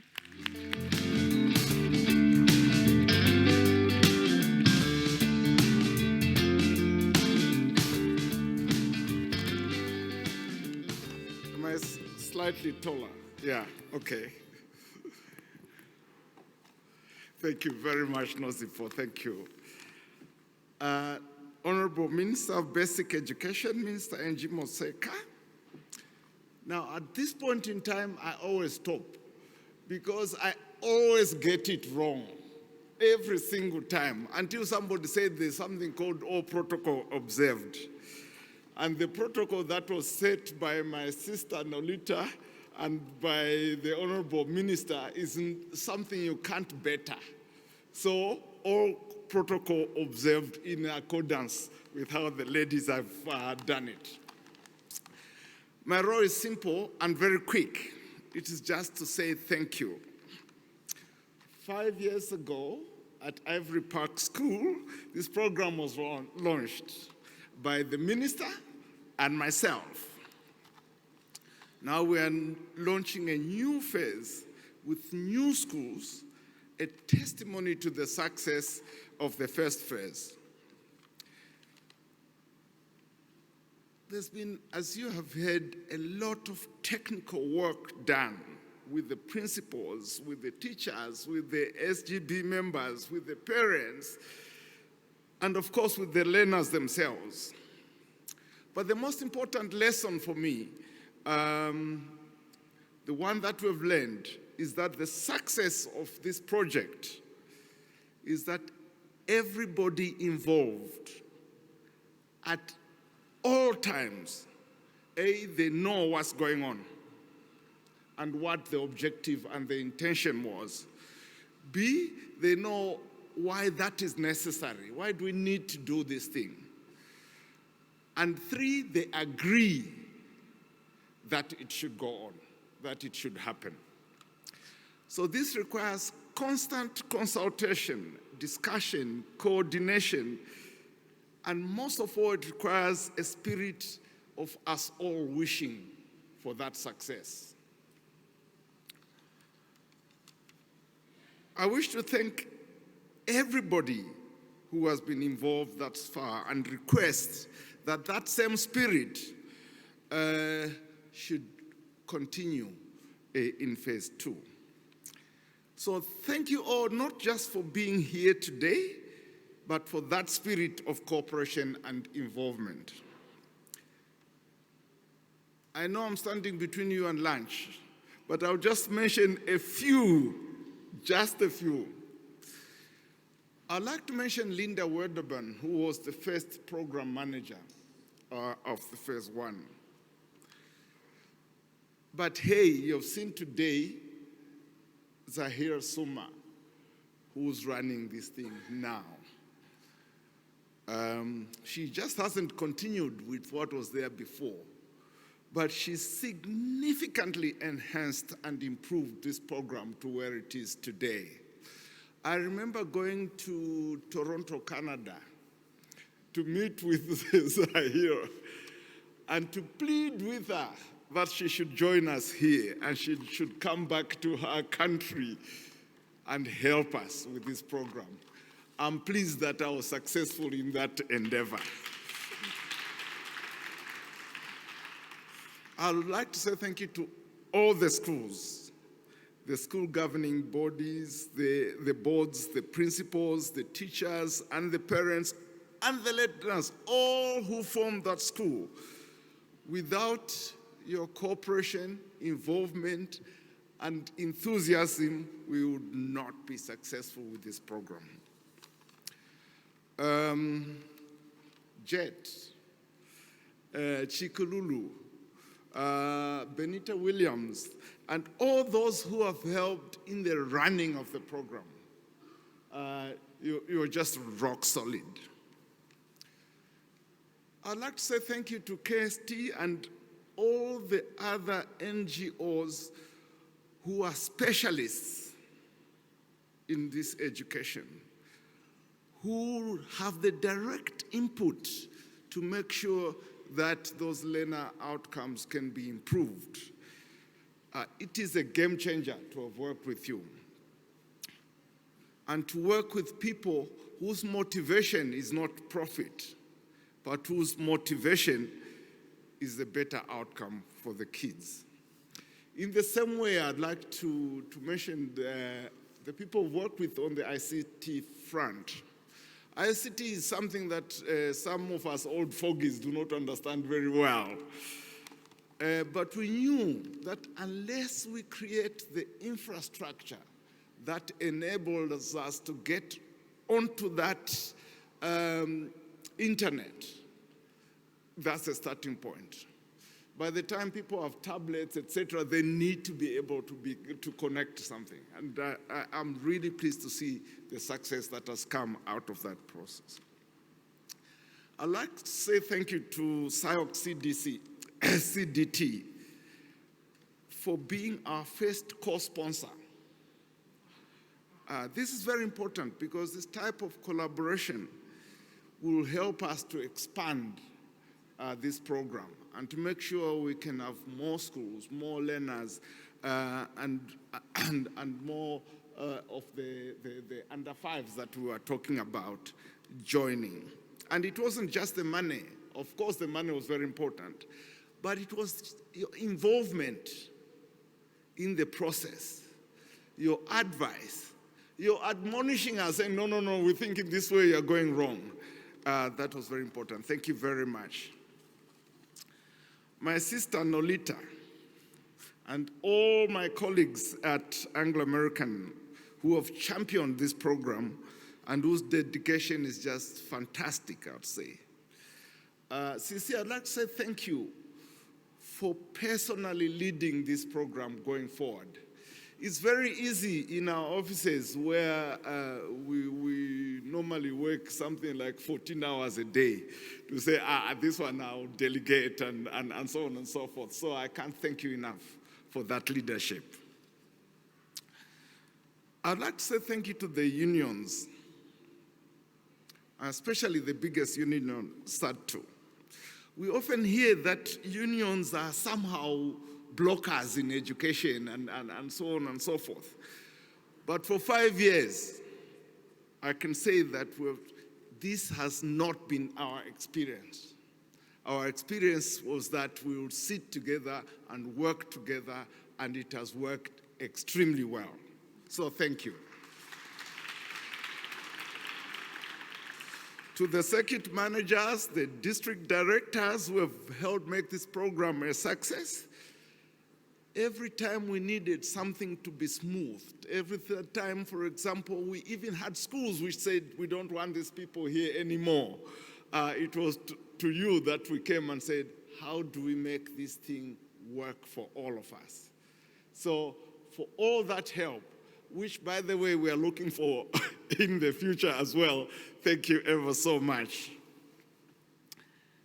Last but not least, Minister, to you and to your team at the Basic Education Ministry and at the National Department, we have had unstinting and unwavering support from day one. I don't think you ever know, Minister, how much your shadow falls on this program and makes for, everybody who's working in that shadow to be comfortable, to be cool, to know that if we stumble, if we have a problem, we know where to go. If we did not have that shadow, I can assure you, we wouldn't be in this room today talking about what we're talking about. So thank you ever so much. Now, I used to chair the steering committee, which at first used to run every week, then every 2 weeks, and then every month, and so forth as we matured. And at every one of those meetings, we talked about what do we want to achieve. And we want to improve the educational outcomes of the learners. That's our one and only objective. Now, things happen. Do we want to improve infrastructure? Do we want to have the Anglo American name up up there so that people will take photographs and the media can say Anglo American is a good company? Do we want to alleviate poverty? Do we want to alleviate inequality? Do we want to increase the number of jobs that people? Do we want people to be able to get jobs? All those things come from improving the educational outcome of those learners.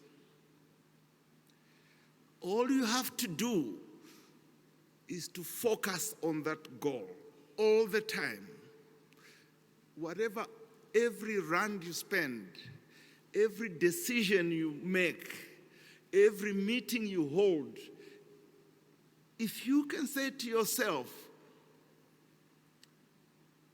is this rand, is this meeting, is it improving the educational outcome of those learners? I can assure you we'll be here again in 5 years' time talking about how well we've done. Thank you all, and God bless you.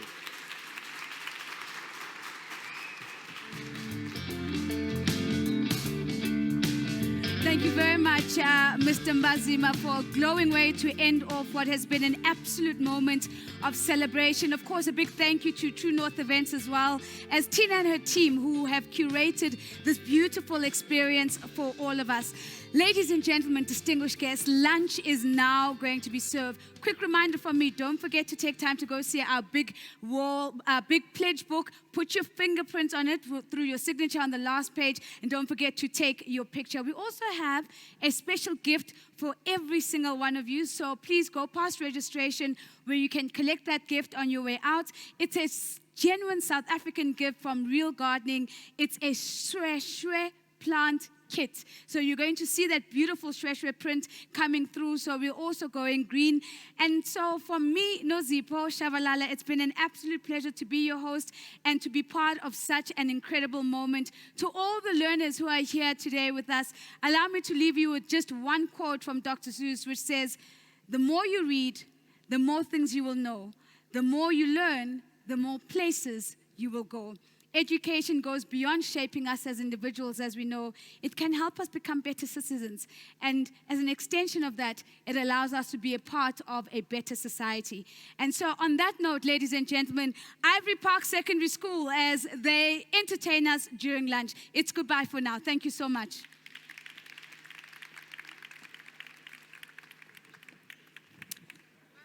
Thank you, thank you. Ngiyabonga. Thank you for everything.